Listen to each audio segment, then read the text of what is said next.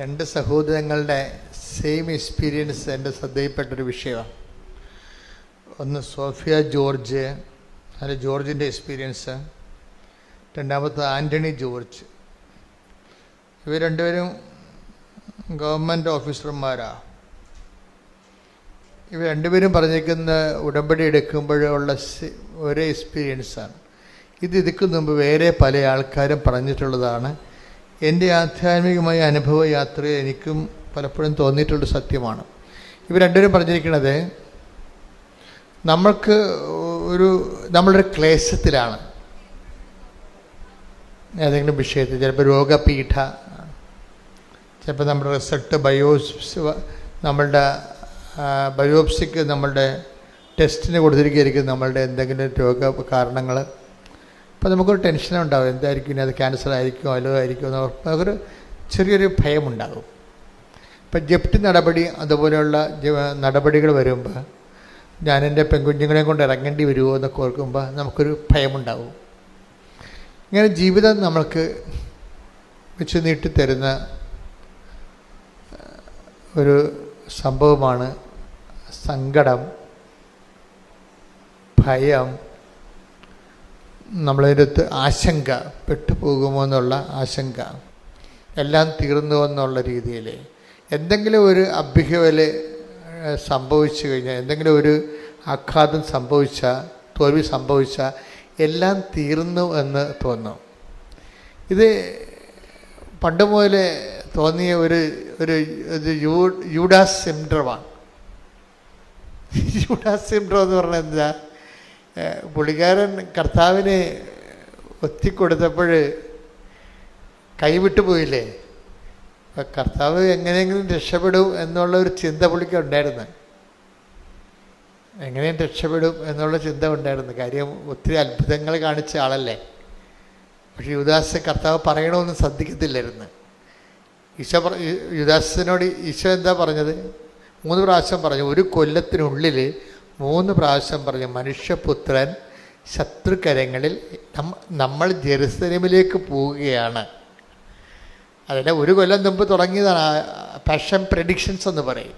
പീഡാനുഭവത്തിൻ്റെ പ്രവചനങ്ങൾ അപ്പോസ്തലന്മാരെ പതുക്കെ പതുക്കെ പഠിപ്പിച്ച് ആ യാഥാർത്ഥ്യം അണ്ടർസ്റ്റാൻഡ് ചെയ്യാൻ വേണ്ടി ഈശോ ഒരുക്കുകയാണ്. അത് ശരിക്കും പറഞ്ഞാൽ അവരുടെ ഒരു ഇമോഷണൽ സെറ്റപ്പ്, ഇമോഷണലി ഈ പാഷനോട് ഫ്രണ്ട്ലി ആയിരിക്കണം എന്നാണ് ഈശോ പറയണത്.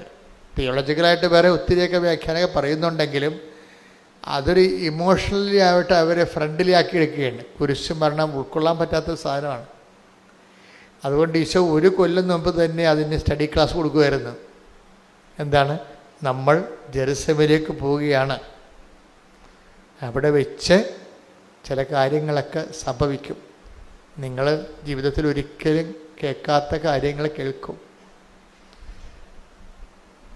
അപ്പോൾ അതൊക്കെ പറയുമ്പോൾ പതുക്കെ പതുക്കെ അപ്പോസ്തലന്മാരെ ആ വിഷയത്തോട് വളരെ ഒരു വലിയ പൊട്ടിത്തെറി ഒഴിവാക്കാൻ വേണ്ടി ചെയ്യണ കാര്യങ്ങളാണ്. എന്താണ്? മനുഷ്യപുത്രൻ ശത്രുകരങ്ങളിൽ ഏൽപ്പിക്കപ്പെടും, അവർ അവനെ പീഡിപ്പിക്കും, അവരവനെ കുരിശിൽ കൊല്ലും. അത്രയും പറയുമ്പോൾ ബാക്കിയോ ഇവർ ശ്രദ്ധിക്കത്തില്ല. യഥാർത്ഥ കാര്യം പിന്നീട് പറയുന്നുണ്ട് ഈശോ ഏറ്റവും അവസാനം. ഈ ദൈവവചനത്തിൻ്റെ ഒരു പ്രോബ്ലം എന്ന് പറയണത് ഇത് അവസാനം വരെ കേട്ടിരിക്കണം. ഇടയ്ക്ക് വെച്ച് വല്ലതും കേട്ടിട്ട് ചാടി ആത്മഹത്യ ചെയ്യരുത്. എന്താണ് കാര്യം? ഇടയ്ക്ക് വെച്ച് വല്ലതും കേട്ട് ചാടി ആത്മഹത്യ ചെയ്താണ് യൂദാസ് സിൻഡ്രോം എന്ന് പറയണത്. അയാൾ ഈ അവസാനം പറഞ്ഞ് കേട്ടിട്ടില്ല. മനുഷ്യപുത്രനെ ശത്രുക്കരങ്ങൾ ഏൽപ്പിക്കപ്പെടും, അവർ എന്നെ പീഡിപ്പിക്കും, അവനെ കുരിശിൽ കൊല്ലുമെന്ന് പറഞ്ഞാൽ ഈശോ അവസാനം പറഞ്ഞു എന്താണ്? എങ്കിലും അവൻ 3-ാം ദിവസം ഉയർത്തെഴുന്നേൽക്കും. അതാണ് യൂദാസ് കേൾക്കാതെ പോയ സുവിശേഷം. ഞാൻ എപ്പോഴും അതിനങ്ങനെ വിളിക്കാനാണ് ആഗ്രഹിക്കുന്നത്. യൂദാസ് കേൾക്കാതെ പോയ സുവിശേഷം എന്താണ്? 3-ാം ദിവസം ഉയർത്തെഴുന്നേൽക്കും. പത്രോസ് കേട്ടു, പക്ഷേ എങ്കിലും കർത്താവ് പീഡിപ്പിക്കപ്പെടുന്നതിനെക്കുറിച്ച് ഇമോഷണലി അത് ഉൾക്കൊള്ളാൻ ഭയങ്കര പാടായിരുന്നു. പുള്ളിക്കാരന് കർത്താവിനോട് പണ്ടാര സ്നേഹമായിരുന്നു, വല്ലാത്ത സ്നേഹമായിരുന്നു. അതുകൊണ്ട് തന്നെ ഈശോയുടെ ഒരു രീതി അനുസരിച്ച് ഈശോ പറയവേ, എന്നെ സ്നേഹിക്കുന്നവനെ ഞാൻ എന്നെ തന്നെ വെളിപ്പെടുത്തുമെന്ന്. ഇപ്പം ഈ അതായത് ഈ വിഷയം എപ്പോഴും നമ്മൾ ദൈവമായിട്ടുള്ള യാത്രയിൽ നമ്മൾ തുടങ്ങേണ്ടതും തുടരേണ്ടതുമായിട്ടുള്ള കാര്യം ദൈവസ്നേഹമാണ്. അതിപ്പോൾ ഇപ്പം നമുക്ക് പനി വരാം, രോഗം വരാം, ചിലപ്പോൾ ഗുരുതരമായ രോഗം വരാം. ഇതൊക്കെ നമ്മൾ ദൈവത്തിൻ്റെ ശക്തി കൂടുതൽ അറിയാനും ദൈവത്തിൻ്റെ സ്നേഹം കൂടുതൽ അറിയാനും വേണ്ടിയുള്ള ദൈവത്തിൻ്റെ ഒരു പരിപാലനയാണ്. പക്ഷെ നമുക്ക് ധൃതിയായത് കൊണ്ട്, നമുക്ക് അത്രയും കഴിവില്ലാത്തത് കൊണ്ട് നമ്മളുടനെ ചാടി എന്തെങ്കിലുമൊക്കെ പ്രവർത്തിച്ച് കളയും. ആത്മഹത്യ ചെയ്തില്ലെങ്കിൽ പോലും ചെറിയ ആൾക്കാരെ പ്രാർത്ഥിക്കാണ്ടിരിക്കും, ഇല്ലേ? ആത്മഹത്യ ചെയ്തില്ല, പക്ഷെ എന്തെങ്കിലും സംഭവിച്ചാൽ നമ്മളെന്ത് ചെയ്യും? ആധ്യാത്മികമായിട്ട് ആത്മഹത്യ ചെയ്യും. ശാരീരികമായിട്ട് കെട്ടിത്തൂങ്ങി യുദാസിനെ പോലെ ചാകത്തില്ലെങ്കിലും നമ്മളും ചാകും. ആധ്യാത്മികമായിട്ട് ആത്മഹത്യ ചെയ്യും. അതെന്താണ്? Spiritual suicide. അത് നമ്മളെല്ലാവരും ചെയ്യേണ്ട ഒരു സാധനമാണ്. സ്പിരിച്വൽ സൂയിസൈഡ് എന്താണ്? എന്തെങ്കിലും സംഭവിച്ചു കഴിഞ്ഞാൽ അന്നത്തെ സന്ധ്യപ്രാർത്ഥന മുടക്കും. അതാണ് ഇല്ലേ? ഉറപ്പല്ലേ? എന്തെങ്കിലും നമുക്ക് പറ്റാത്ത വിഷമം സംഭവിച്ചു കഴിഞ്ഞാൽ നമ്മളുടനെ കുർബാന മുടക്കും. അതാണ് സ്പിരിച്വൽ സൂയിസൈഡ് എന്ന് പറയണത്. അതും ഫിസിക്കൽ സൂയിസൈഡും തമ്മിൽ വലിയ വ്യത്യാസമൊന്നും ഇല്ല. ഇത്തിരി മറ്റത് സ്പിരിച്വൽ സൂയിസൈഡിന് ഇനിയും തിരിച്ചു വരാനൊക്കെ പറ്റും. ഫിസിക്കൽ സൂയിസൈഡിന് തിരിച്ചു വരാൻ പറ്റത്തില്ല. അപ്പോൾ ഈ രണ്ടും സംഭവിക്കാൻ സാധ്യതയുണ്ടെന്നറിയാം ശിഷ്യന്മാർക്ക്. ഒന്നെങ്കിൽ ഈ ജെറുസലേമിൽ സംഭവിക്കാൻ പോകുന്ന വിഷയങ്ങൾ അവർ ഓൾ ഓൺ എ സഡൻ കേട്ട് കഴിഞ്ഞാൽ രണ്ട് കാര്യം സംഭവിക്കും. ഒന്നെങ്കിൽ സ്പിരിച്വൽ സൂയിസൈഡ് സംഭവിക്കും. അത് പത്രോസിന് അങ്ങനെ സംഭവിച്ചു. കാര്യം കർത്താവ് പത്രോസോട് പറഞ്ഞായിരുന്നു, നിനക്ക് സ്പിരിച്വൽ സൂയിസൈഡ് സംഭവിക്കും, മറ്റവന് ഫിസിക്കൽ സൂയിസൈഡാണ് സംഭവിക്കുന്നത്. അവൻ തട്ടിത്തൂങ്ങി മരിക്കും. കാര്യം അവൻ ഉയർത്തെഴുന്നേൽപ്പിനെ കുറിച്ച് കേട്ടില്ല. അതുകൊണ്ടാണ്. ഉയർത്തെഴുന്നേൽപ്പിനെക്കുറിച്ച് കേട്ടില്ലെങ്കിൽ കുഴപ്പമാണ്. ക്രിസ്തുവിനെക്കുറിച്ച് എല്ലാം കേട്ട് അണ്ണന്മാരുടെ കൊണ്ട് കുഴപ്പം അതാണല്ല. ക്രിസ്തു സാമൂഹ്യ പരിഷ്കർത്താവാണ് എന്നൊക്കെ പറയുന്നില്ല. അതൊക്കെ വിവരക്കേട്, ബോധമില്ലാത്തവന് പുറമേ അകലെ നിന്നുകൊണ്ട് ക്രിസ്തുവിനെ മനസ്സിലാക്കാൻ ഉള്ള ഒരു വൃഥാശ്രമങ്ങളാണ്. ക്രിസ്തു സാമൂഹ്യ പരിഷ്കർത്താവായിട്ട് മന്നത്ത് പരമാനെ പോലെ വന്ന ആളല്ല. ശ്രീനാരായണ ഗുരുവിനെ പോലെ വന്ന ആളല്ല. അവനിതിനെ വിഷയത്തെക്കുറിച്ചൊക്കെ വ്യക്തതയുണ്ട്. ആ 142 സങ്കീർത്തനം വായിച്ചേ. 142 സങ്കീർത്തനം 4-ാം തിരുവചനം. വലതുവശത്തേക്ക് നോക്കി ഞാൻ കാത്തിരിക്കുന്നു. വലതുവശത്തേക്ക് നോക്കി ഞാൻ കാത്തിരിക്കുന്നു. എന്നാൽ ആരും എന്നെ ശ്രദ്ധിക്കുന്നില്ല. ഒരു രക്ഷാകേന്ദ്രവും എനിക്ക് അവശേഷിക്കുന്നില്ല. ആരും എന്നെ പരിഗണിക്കുന്നുമില്ല. അപ്പൊ ഇതിനാണ് ഓടി ഒളിക്കാൻ ഇടയില്ലെന്ന് പറയണത്. ഇട ഉണ്ടെങ്കിൽ ഓടി ഒളിക്കുക എന്നുള്ള തെറ്റിദ്ധാരണ എൻ്റെ അടുത്ത് വരും. അങ്ങനെയല്ല. ഈശോ വ്യക്തമായ രീതിയിൽ പറഞ്ഞിട്ടുണ്ട്. എന്തിനാണ്? ഈ നിമിഷത്തിന് വേണ്ടിയാണ് ഞാൻ ഇതിലേക്ക് വന്നത്. 12:27 വായിച്ചു. യോഹന്നാൻ 12:27 വായിച്ച് ശ്രുതികട്ടെ. ഹല്ലേലൂയ, ഹല്ലേലൂയ, ഹല്ലേലൂയ, ഹല്ലേലൂയ. യേശുവേ നന്ദി. ഹല്ലേലൂയ, ഹല്ലേലൂയ.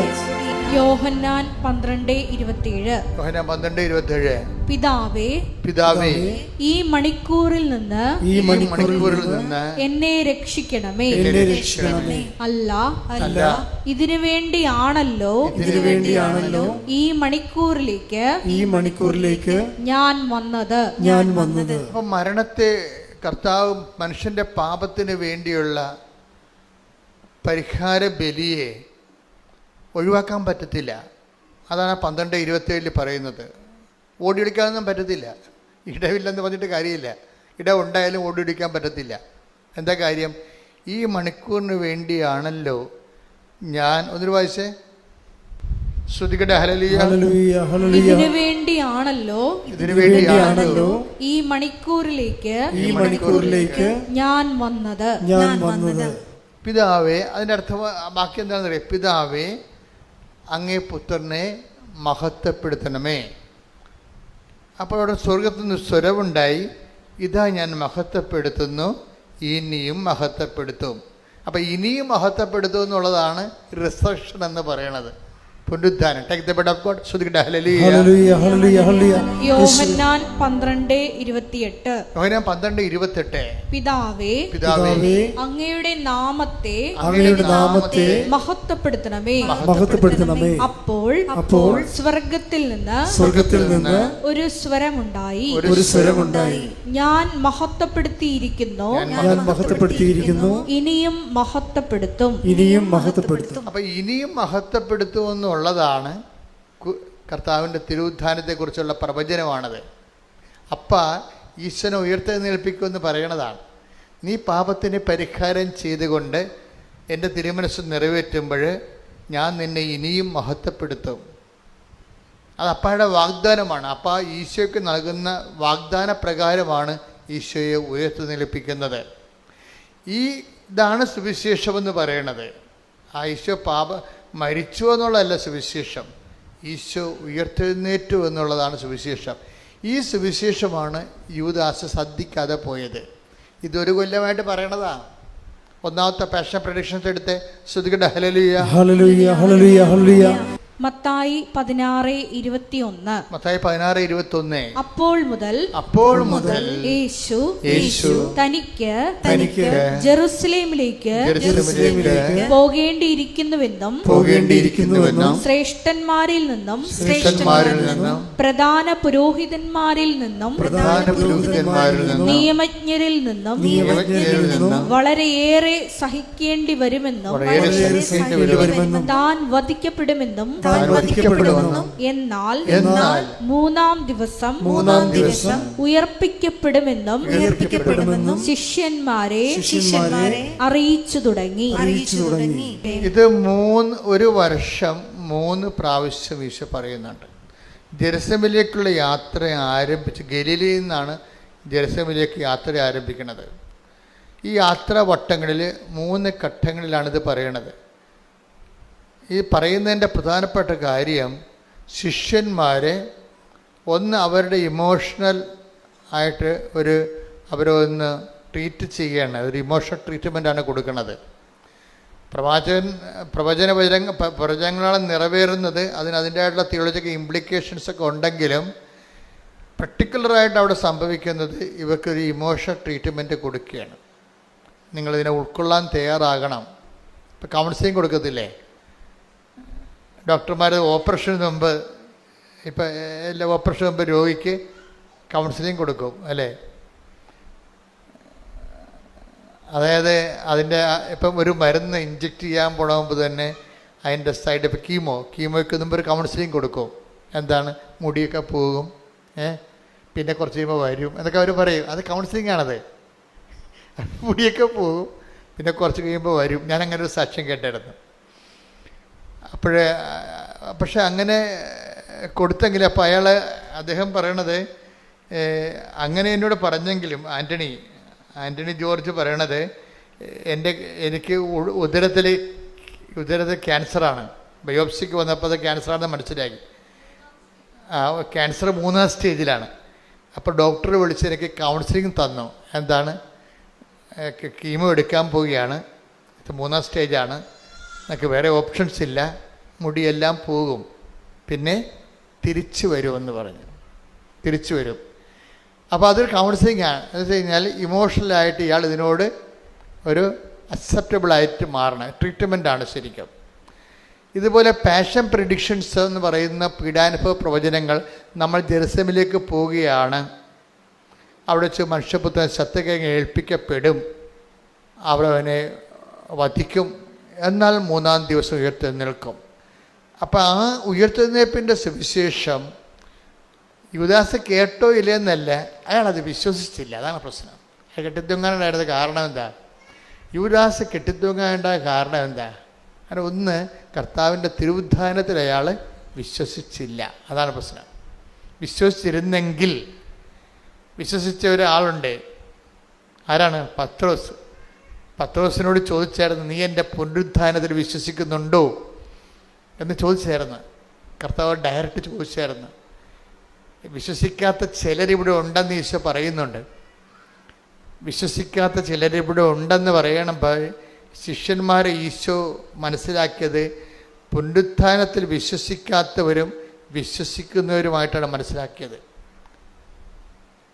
അതുകൊണ്ട് തന്നെ വിശ്വസിക്കാത്ത ചിലരിവിടെയുണ്ട്. Take the word of God. ശ്രദ്ധിക്കട്ടെ. ഹല്ലേലൂയ, ഹല്ലേലൂയ, ഹല്ലേലൂയ, ഹല്ലേലൂയ, ഹല്ലേലൂയ. യോഹന്നാൻ 6:64. യോഹന്നാൻ 6:64. എന്നാൽ വിശ്വസിക്കാത്തവരായി നിങ്ങളിൽ ചിലരുണ്ട്. അവർ ആരെന്നും തന്നെ ഒറ്റിക്കൊടുക്കാനിരിക്കുന്നവൻ ആരെന്നും ആദ്യം മുതലേ അവൻ അറിഞ്ഞിരുന്നു. അപ്പൊ ആദ്യം മുതലേ തന്നെ ഈശോയ്ക്ക് അറിയാവുന്നതുകൊണ്ടാണ് ആദ്യം മുതലേ പീഡാനുഭവ പ്രവചനങ്ങൾ കൊടുക്കുന്നത്. പീഡാനുഭവ പ്രവചനങ്ങളുടെ ഉദ്ദേശം എന്താണ്? പുനരുത്ഥാനത്തെക്കുറിച്ച്, പീഡാനുഭവത്തെക്കുറിച്ച് നമ്മൾ ഈ പീഡാനുഭവ പ്രവചനം എന്നാണ് ഇതിനെ വിളിക്കുന്നത്. ശരിക്കും പറഞ്ഞാൽ അതൊരു നോൺസെൻസ് വിളിയാണ്. കാര്യം തിരുവുദ്ധാന പ്രവചനമാണത്. തിരുവുദ്ധാന പ്രവചനമാണ്. മനുഷ്യപുത്ര ശത്രു, അതിൻ്റെ മെയിൻ പോയിൻ്റ്, കോർ പോയിൻ്റ് എന്താണ്? ആ 3-ാം ദിവസം ഉയർത്തെഴുന്നേൽക്കുമെന്നുള്ളതാണ് കോർ പോയിൻ്റ് അതിൻ്റെ. പക്ഷേ അതിന് അല്ല നമ്മളപ്പോൾ എഴുതി വെച്ചിരിക്കണ പോലും പീഡാനുഭവ പ്രവചനം എന്ന് എഴുതി വെച്ചിരിക്കുന്നത്. പക്ഷേ അതിനല്ല, അങ്ങനെയല്ല, അതിനെ പോസിറ്റീവായിട്ടാണ് നമ്മൾ അപ്രോച്ച് ചെയ്യേണ്ടത്. എന്താണ്? 3-ാം ദിവസം ഉയർത്തെഴുന്നേൽക്കും. പക്ഷേ അതിന് ഹൈലൈറ്റ് കിട്ടിയില്ല. എന്താ കാര്യം? അതിൽ വിശ്വസിച്ചില്ല. ആര്? യൂദാസ് വിശ്വസിച്ചില്ല. യൂദാസ് കർത്താവിൻ്റെ തിരുവുദ്ധാനത്തെ വിശ്വസിച്ചില്ല. അയാൾ കേട്ടായിരുന്നു അത്, പക്ഷെ അയാൾ വിശ്വസിച്ചില്ല. അപ്പം അതുകൊണ്ടാണ് ഈശോ ഇപ്പം പറഞ്ഞിരിക്കണത്. എന്താ പറഞ്ഞത്? വിശ്വസിക്കാത്തവർ. ഒന്നുകൂടെ വായിച്ചേ. എന്നാൽ വിശ്വസിക്കാത്തവരായി നിങ്ങളിൽ ചിലരുണ്ട്. അവർ ആരെന്നും തന്നെ ഒറ്റിക്കൊടുക്കാനിരിക്കുന്നവൻ ആരെന്നും ആദ്യം മുതലേ അവൻ അറിഞ്ഞിരുന്നു. ഇതെല്ലാം അറിഞ്ഞു തന്നെയാണ് ഇതിന് ഇയാളെ കൂടെ നിർത്തണത്. കാര്യം ഇതെല്ലാം പിതാവിൻ്റെ പദ്ധതിയുടെ ഭാഗമായിട്ടാണ് യൂദാസൊക്കെ വരണത്. ഇപ്പം നമ്മുടെ ജീവിതത്തിലൊക്കെ ഒറ്റിക്കൊടുക്കലും തള്ളിപ്പറച്ചിലൊക്കെ ഉണ്ടാവുമെങ്കിൽ ഓർക്കുക, അത് നമ്മുടെ ആധ്യാത്മിക രൂപീകരണത്തിൻ്റെ അനിവാര്യമായ ഘടകമാണത്. അല്ല, അതിൻ്റെ പേരിൽ നിങ്ങൾ ഡൈവേഴ്സ് ചെയ്തിട്ട് കാര്യമില്ല. ആധ്യാത്മിക ജീവിതത്തിന് അനിവാര്യമായ ചില ഘടകങ്ങളുണ്ടാവും. ചിലപ്പോൾ സംശയരോഗിയായ ഭർത്താവായിരിക്കും. അനിവാര്യമായ ഘടകമാണ്. ആധ്യാത്മിക ജീവിതത്തിന് അനിവാര്യമായ ഘടകമാണ്. അപ്പം നമ്മൾ ട്രീറ്റ് ചെയ്യണത് അയാളുടെ സംശയരോഗം മാറാൻ വേണ്ടി അയാൾക്കൊണ്ട് കംപ്ലീറ്റ് കൊടുക്കും, അയാൾക്കൊണ്ട് ആശുപത്രിയിലിടും, അല്ലെങ്കിൽ നിവർത്തിയില്ലെങ്കിൽ അയാൾ ഇട്ടച്ചും പോയി വേറെ കെട്ടും. അപ്പോൾ ഭൂമിയിൽ മാത്രം ജീവിച്ചാൽ മതിയെങ്കിൽ ഇങ്ങനെയുള്ള അഭ്യാസം കാണിക്കാം, അത് കുഴപ്പമൊന്നുമില്ല. ഭൂമിയിൽ മാത്രം ജീവിച്ചാൽ മതിയല്ല. പക്ഷേ എന്നിൽ വിശ്വസിക്കുന്നവൻ മരിച്ചാലും ജീവിക്കും. Take the word of God. ശ്രദ്ധിക്കട്ടെ. ഹല്ലേലൂയ, ഹല്ലേലൂയ, ഹല്ലേലൂയ. യോഹന്നാൻ 11:25. യോഹന്നാൻ 11:25. യേശു അവളോട് പറഞ്ഞു. അതായത് അവളെന്ന് പറയണ അവിടെ ഇവരാണ്, ലാസറിന്റെ പെങ്ങളെ മാർത്തായാണ്. യേശു മാർത്തായോട് പറഞ്ഞു, ഞാനാണ് പുനരുത്ഥാനവും ജീവനും. I am the life and resurrection. ലോകത്തിൽ ആരും പറഞ്ഞിട്ടില്ലേ? സമർത്ഥനായ Caesar, Solomon, Socrates, Pliny, Plato, അങ്ങനെ എന്തുമാത്രം മതസ്ഥാപകർ ഈ ലോകത്തുണ്ട്. ആരും മനുഷ്യരാശിയോട് പറഞ്ഞില്ല I am the life, I am the resurrection എന്ന്. അത് ക്രിസ്തു മാത്രമേ പറഞ്ഞിട്ടുള്ളൂ. അതുകൊണ്ടാണ് ഈ വിശ്വാസം ഇങ്ങനെ നിലനിന്നും കാലത്തെ അതിജീവിച്ച് പോണത്. ആരും പറയാത്ത കാര്യങ്ങളവൻ പറഞ്ഞു. കാര്യം അത് പറയാനുള്ള കഴിവും കപ്പാസിറ്റിയും ദൈവത്തിനടുത്ത ഒരു കപ്പാസിറ്റിയാണത് എന്ന് പറഞ്ഞ് എന്നിൽ വിശ്വസിക്കുന്നവൻ നിങ്ങളേറ്റ് പറഞ്ഞ് എന്നിൽ വിശ്വസിക്കുന്നവൻ മരിച്ചാലും ജീവിക്കും. അപ്പം മരണത്തിന് ശേഷമുള്ളൊരു ജീവിതത്തെക്കുറിച്ച് ആലോചന ഉള്ളത് കൊണ്ടാണ് ആധ്യാത്മിക ജീവിതത്തിലെ അനിവാര്യ ഘടകങ്ങളെ നമ്മൾ അക്സെപ്റ്റ് ചെയ്യണത്. പിടിയിട്ടില്ലേ? ആധ്യാത്മിക ജീവിതത്തിൽ അനിവാര്യ ഘടകങ്ങളുണ്ടാകും. ഇപ്പം നീ എത്ര നല്ല തങ്കപ്പെട്ട ദൈവ പൈതലാണെങ്കിലും നിൻ്റെ മകൻ ചിലപ്പോൾ ലഹരി പദാർത്ഥം അടിപ്പെട്ടു പോകും. അപ്പോൾ ചിലപ്പോൾ നീ എത്ര നല്ല സന്മാതൃക കാണിച്ചാലും ആ സന്മാതൃക ഒന്നും ഉൾക്കൊള്ളണമെന്ന് നിർബന്ധമില്ല. ഉണ്ടോ? അപ്പം നീ തന്നെ ഓർക്ക്, ദൈവമേ ഞാനെന്ത് ദൈവത്തിൻ്റെ മുമ്പിൽ എന്ത് ദൈവഭയത്തോട് ജീവിക്കണമാണ്. അപ്പം അമ്മ തന്നെ മകനോട് ചോദിക്കും, എടാ നീ എൻ്റെ വയറ്റിൽ തന്നെ ജനിച്ചതാണാ എന്ന് ചോദിക്കും. എന്താണ് അവരങ്ങനെ ഇവൻ പറയണ പോലെ ചിന്തിക്കണ പോലെ ഒന്നും നമ്മൾ ചിന്തിച്ചിട്ട് കൂടിയില്ല. ഇവന് ഒരു ദൈവഭയവുമില്ല. അതുകൊണ്ടങ്ങനെ ഈ ദൈവഭയമില്ലാത്തൊരു മകൻ നമുക്കുണ്ടെങ്കിൽ തന്നെ ആധ്യാത്മികതയുടെ അനിവാര്യ ഘടകങ്ങളാണത്. അത് ദൈവം അനുവദിക്കുന്നിടത്തോളം കാലം അതവിടെ തുടരാൻ വേണ്ടി നിങ്ങൾക്ക് ദൈവതിരുസന്നിധിയിൽ ദൈവഹിതം പോലെ അക്സെപ്റ്റ് ചെയ്യും നമ്മളെ. അപ്പം നിങ്ങളോർക്ക് ഇതൊക്കെ ശരിയാകുമോ? ഇപ്പം ഞാനെന്ത് സംഭവിച്ചു, ഞാനിപ്പോൾ നിങ്ങളോട് ആദ്യമേ പറഞ്ഞത് എന്താണ്, ഈ രണ്ട് സാക്ഷികളിലെ ആൻ്റണി ജോർജും അതുപോലെ തന്നെ സോഫിയ ജോർജും, ഇപ്പം ഇതിൻ്റെ അകത്ത് ഈ രണ്ടുപേർക്കും ഗുരുതരമായ അസുഖങ്ങളാണ്. ഈ സോഫിയയുടെ ജോർജിനും അതുപോലെ ആൻ്റണി ജോർജിനും ഒക്കെ ഗുരുതരമായ അസുഖങ്ങളാണ്. ഗുരുതരമായ ഒരാളിന് ഡെങ്കു ഫീവറും ഭയങ്കര ഡെലീറിയമായിട്ട് പോയിട്ട് മരണത്തിലേക്ക് നോക്കുന്ന ആളാണ്. അപ്പോൾ ഈ രണ്ട് കക്ഷികളും ഇവിടെ സാക്ഷ്യപ്പെടുത്തിയിരിക്കുന്നത് ഉടമ്പടി കാലത്ത് ഞങ്ങൾക്ക് അവർ പറഞ്ഞു ബൈ നെയ്ച്ചർ, അവർ പറയണത് രണ്ടുപേരും 2 ദിവസം പറഞ്ഞതാണ്, സാക്ഷ്യങ്ങളാണ്. ഞാനിപ്പോൾ ഒന്നായിട്ട് പറയണതാണ്. ബൈ നേച്ചർ ഞാൻ നിസ്സാര കാര്യങ്ങളിൽ പോലും വല്ലാത്ത സങ്കടം കാണിക്കുന്ന ആളാണ്, സംഘർഷം കാണിക്കുന്ന ആളാണ്. നിസ്സാര കാര്യങ്ങളെ ഉണ്ടാകത്തുള്ളൂ. ഞാൻ പെട്ടെന്ന് ടെൻഷനാവും, പെട്ടെന്ന് ഭീതിയാവും, എനിക്ക് ഭക്ഷണം കഴിക്കാൻ തോന്നത്തില്ല, ആരോടും മിണ്ടത്തില്ല. അങ്ങനെ ഈ രണ്ട് കക്ഷികളും പറഞ്ഞ ഇതാണ്. പക്ഷെ ഉടമ്പടി എടുത്തു കഴിഞ്ഞപ്പോൾ ഇവർ രണ്ടുപേർക്കും മരണകരമായ രോഗമാണ് പെട്ടിരിക്കുന്നത്. പക്ഷെ ഉടമ്പടി എടുത്ത് ഉടമ്പടി പ്രൊസീജിയറിലോട്ട് പോയി കഴിയുമ്പോൾ ഇവർക്ക് ആന്തരികമായൊരു അഭിഷേകം കിട്ടും. എന്താണ്, ഇപ്പോഴും ഞാൻ പുല്ലിൻ്റെ പുറത്തുകൂടി, ഇപ്പം ജോർജൊക്കെ പറയുന്നത്, ഇപ്പം ഞാൻ പുല്ലിൻ്റെ പുറത്തുകൂടി നടക്കുന്ന പോലെ ഞാനിങ്ങനെ ഫീൽ ഫ്രീ ആണെന്ന്. എന്തിനാണ് പുള്ളി പറയുവേ, എൻ്റെ പഴയ പ്രശ്നത്തിന് മാറ്റമൊന്നും ഇല്ല, ആ പ്രശ്നം അതുപോലെ തന്നെ ഉണ്ട്, പക്ഷേ I don't feel it now. പ്രശ്നങ്ങളങ്ങനെ ഉണ്ട്, അതുപോലെ നിൽക്കുന്നുണ്ടെങ്കിലും എനിക്കിപ്പോൾ അത് ഫീൽ ചെയ്യുന്നില്ല. ഇതിനാണ് ആന്തരിക അഭിഷേകം എന്ന് പറയുന്നത്. അത് ഭയങ്കരമാണ് ശരിക്കും പറഞ്ഞാൽ. ക്രിസ്തീയമായിട്ടുള്ള എല്ലാ അനുഗ്രഹങ്ങളുടെയും ഒരു അടിസ്ഥാന ഘടകം അഭിഷേകമെന്ന് പറയും.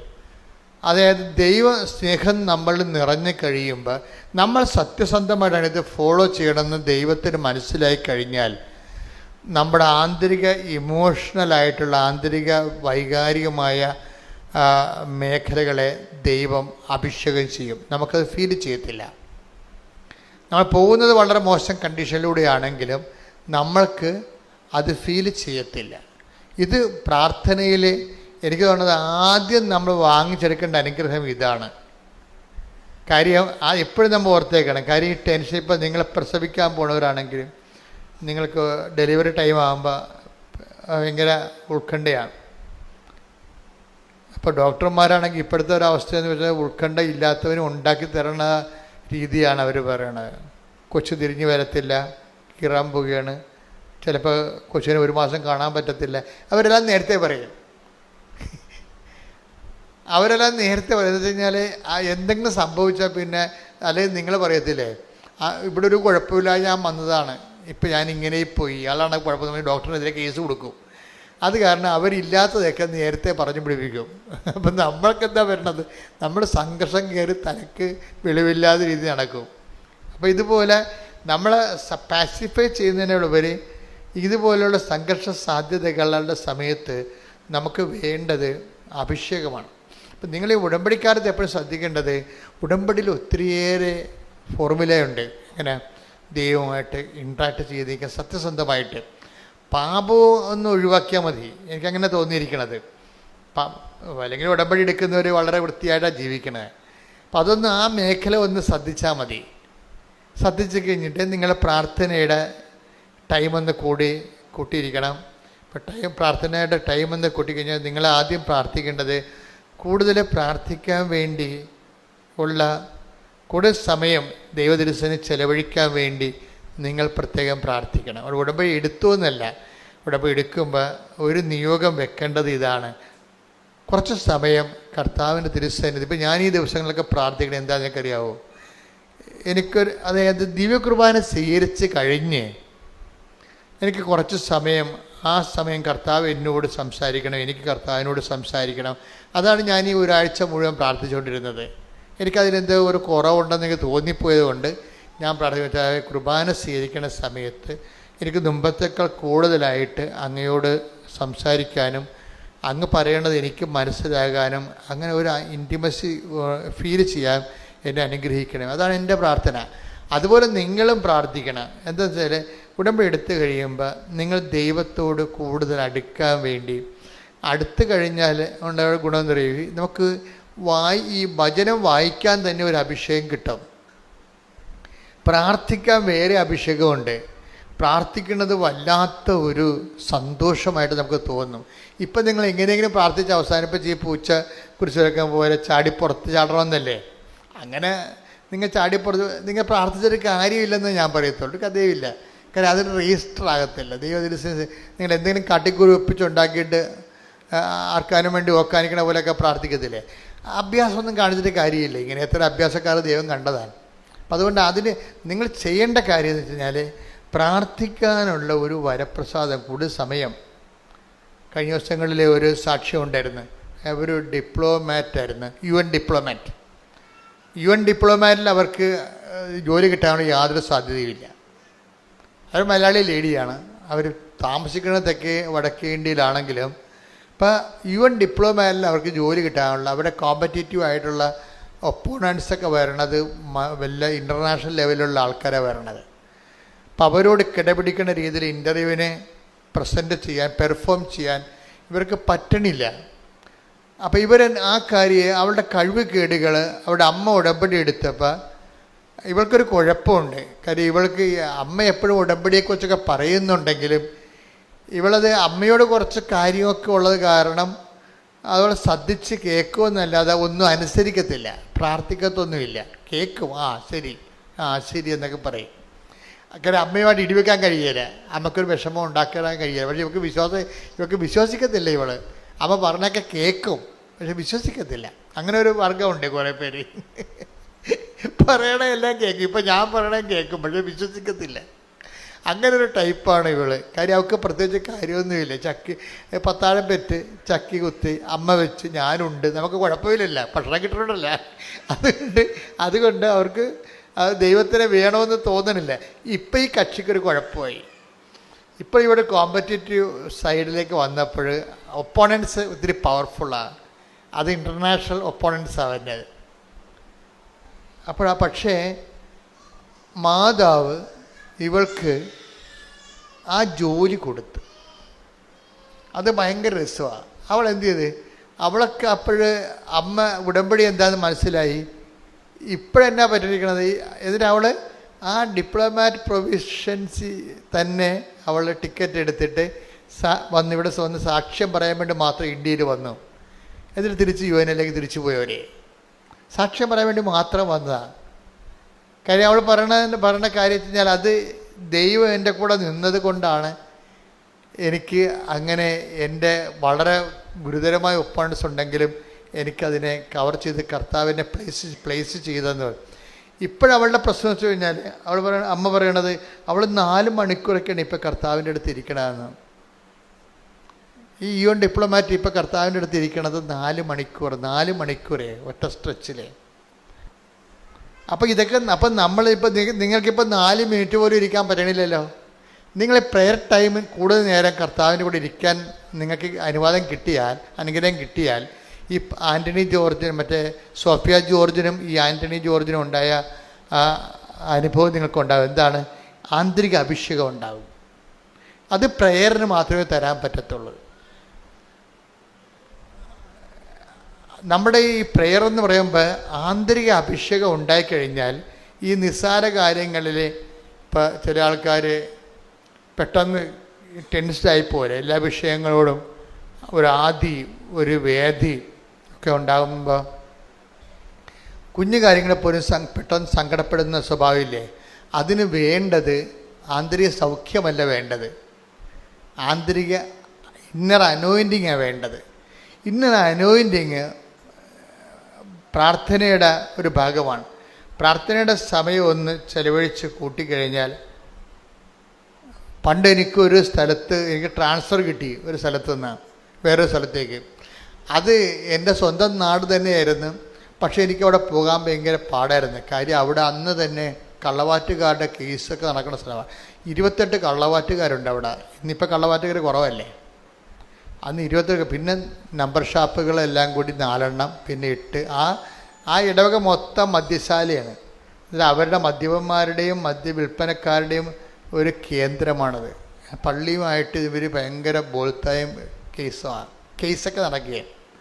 അപ്പോൾ അങ്ങനെ നടന്ന കേസിൽ പള്ളി തന്നെ ഇവർക്ക് പൈസയൊക്കെ കൊടുക്കേണ്ടി വന്നു. അവരുടെ വീടിന് കല്ലെറിഞ്ഞെന്നൊക്കെ പറഞ്ഞ് കള്ളക്കേസൊക്കെ ഉണ്ടാക്കി ആകെപ്പാട് ഒരു തലവേദന പിടിച്ച്.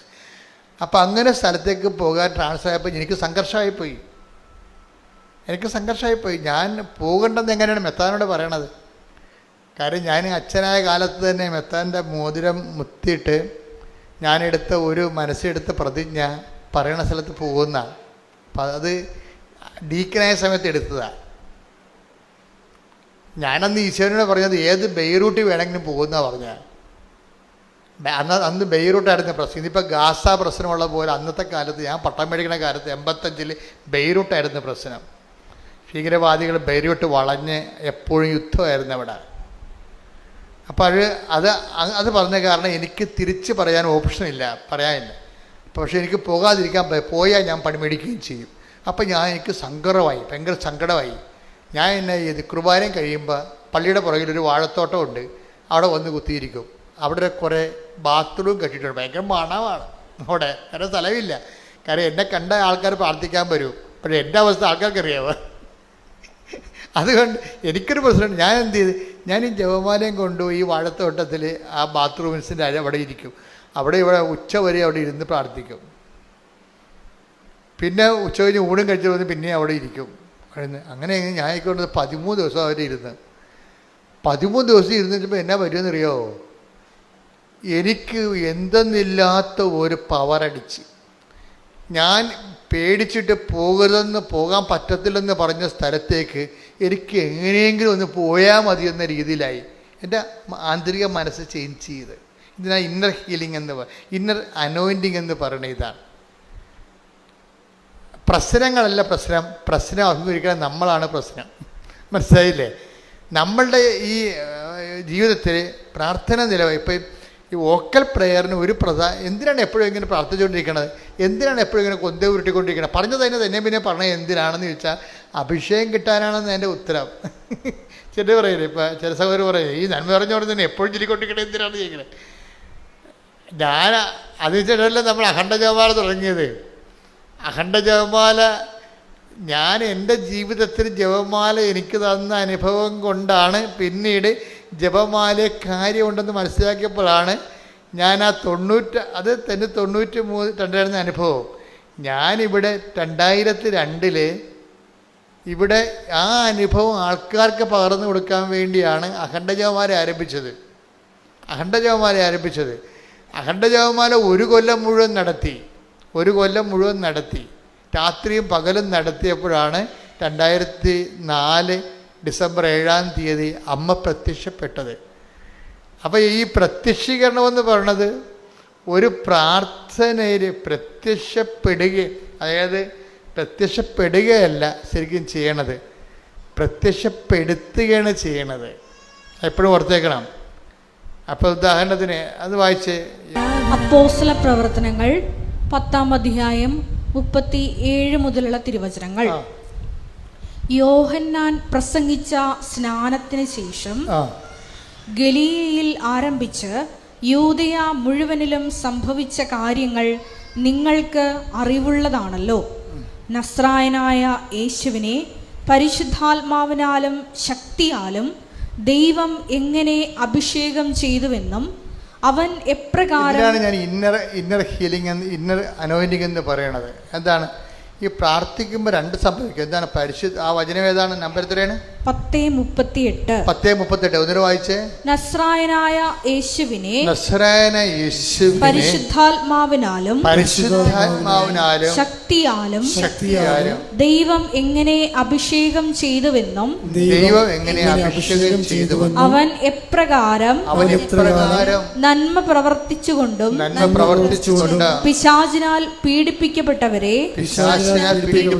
സുഖപ്പെടുത്തിക്കൊണ്ടും ചുറ്റി സഞ്ചരിച്ചുവെന്നും നിങ്ങൾക്കറിയാം. അപ്പൊ ഇന്നർ അനോയിന്റിംഗ് എന്ന് പറയുന്നത് പരിശുദ്ധാത്മാവിന് ശക്തിയല്ല, അത് പ്രാർത്ഥനയിൽ കിട്ടണതാ. ഇപ്പൊ നമ്മൾ ഒരു കൊല്ലം മുഴുവനും ഇവിടെ അഖണ്ഡ ജപമാല ചൊല്ലി, രാത്രിയും പകലും അണമുറിയാതെ ചൊല്ലി. അപ്പം എന്ത് പറ്റി? നമുക്ക് പരിശുദ്ധാത്മാവും കിട്ടി, ശക്തിയും കിട്ടി. അതിൻ്റെ ഫലമായിട്ടാണ് ആ അഖണ്ഡ ജപമാല കഴിഞ്ഞ് അത് ഒക്ടോബർ മാസം കഴിയുമ്പോൾ ഡിസംബർ മാസത്തിൽ അമ്മ മാതാവിൻ്റെ പ്രത്യക്ഷീകരണം സമയഘടികാരം നെഞ്ചിൽ ചാർത്തിക്കൊണ്ട്. നിങ്ങൾക്ക് കൃപാസക്തി വരുമ്പോൾ ഉണ്ടാകുന്ന ഗുണം എന്താണെന്നറിയാവോ?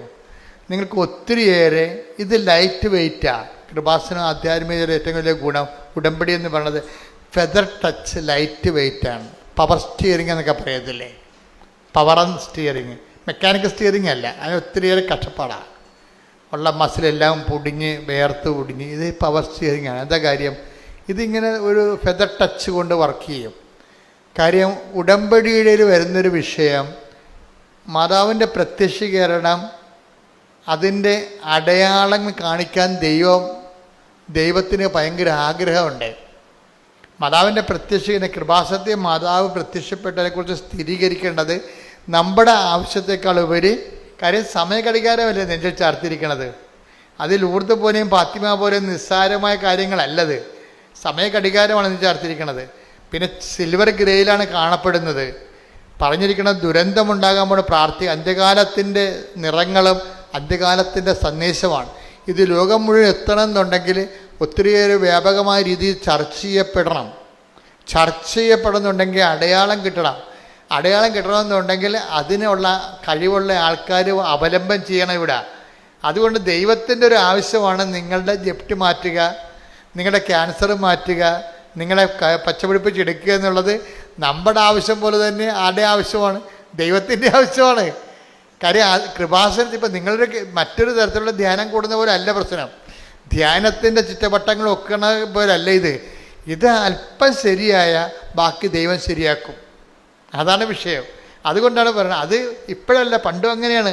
അതുകൊണ്ടാണ് പറയുന്നത് അല്പം നമ്മൾ ശരിയായ ബാക്കി ദൈവം ശരിയാക്കും. കാര്യം ദൈവത്തിൻ്റെ ഒരു ആവശ്യമാണിത്. പ്രത്യക്ഷീകരണം സഭയെ കൊണ്ട് അംഗീകരിച്ചിട്ട് ഇൻ്റർനാഷണൽ ലെവലിൽ ചർച്ച ചെയ്യപ്പെട്ടിട്ട് ദൈവ മെസ്സേജ് ഗ്ലോബലായിട്ട് കൊടുക്കുക എന്നുള്ളത് ദൈവത്തിൻ്റെ ആവശ്യമാണ്.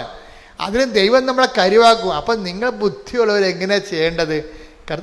എന്താ ചെയ്യേണ്ടത്? കർത്താവേ, എൻ്റെ ഈ അവസ്ഥയിൽ നിന്ന് എന്നെ രക്ഷപ്പെടുത്തണമെന്നല്ല പറയേണ്ടത്. കർത്താവേ, എന്നെ നിൻ്റെ പ്രത്യക്ഷീകരണത്തിൻ്റെ സാക്ഷിയാക്കണേ. ഒന്ന് പറഞ്ഞേ, നെഞ്ചത്ത് കൈവച്ച് പറഞ്ഞേ, കർത്താവേ, എൻ്റെ കണ്ണീരിന് സമാധാനം ഉണ്ടാക്കിക്കൊണ്ട് അങ്ങ് എന്നെ കൃപാസനത്തിൽ പ്രത്യക്ഷപ്പെട്ട പരിശുദ്ധ അമ്മയുടെ പ്രത്യക്ഷീകരണത്തിന്റെ സാക്ഷിയാക്കണമേ. ശ്രുതികട്ടെ ഹല്ലേലൂയ.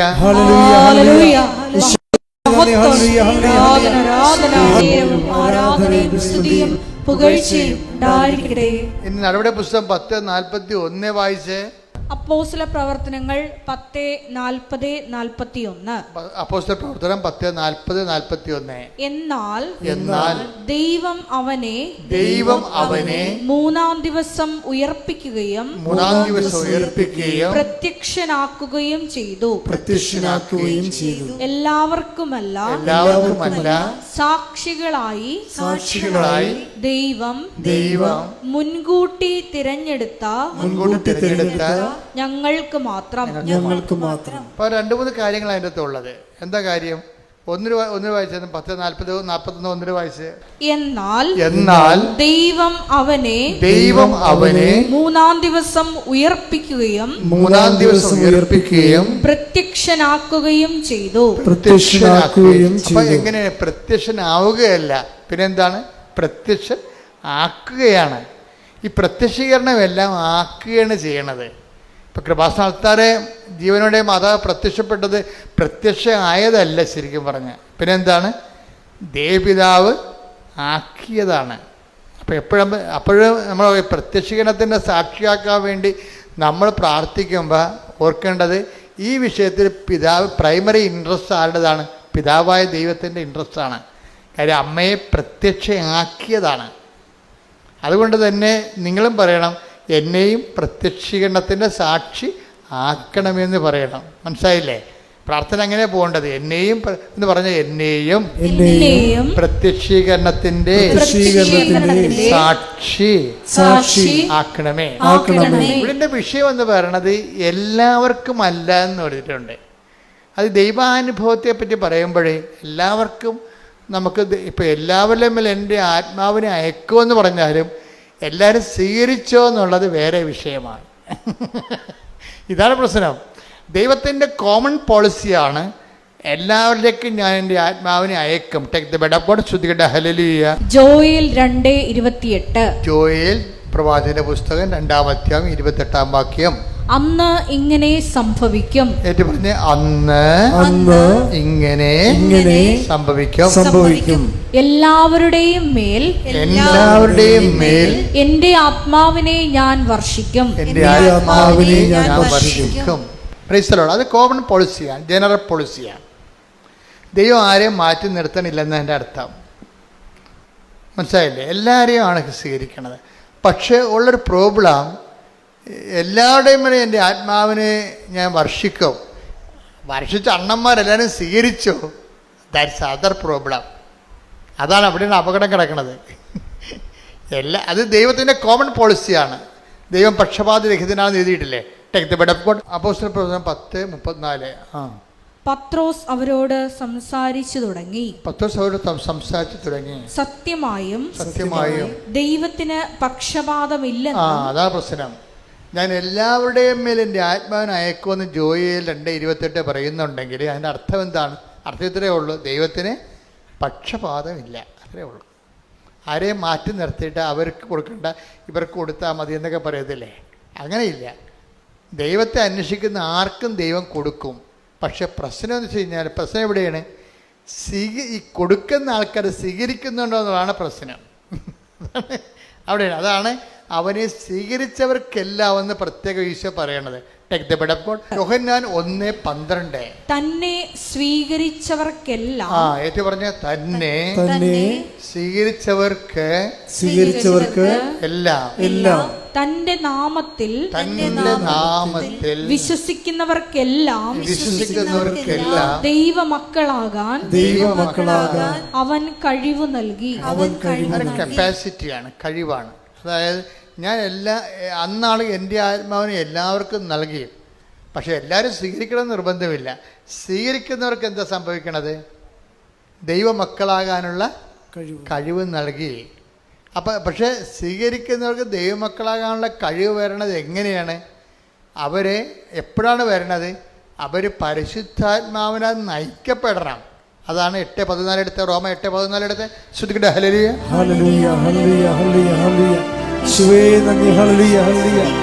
റോമ 8:14. ദൈവാത്മാവിനാൽ നയിക്കപ്പെടുന്നവരെല്ലാം ദൈവത്തിന്റെ പുത്രന്മാരാണ്.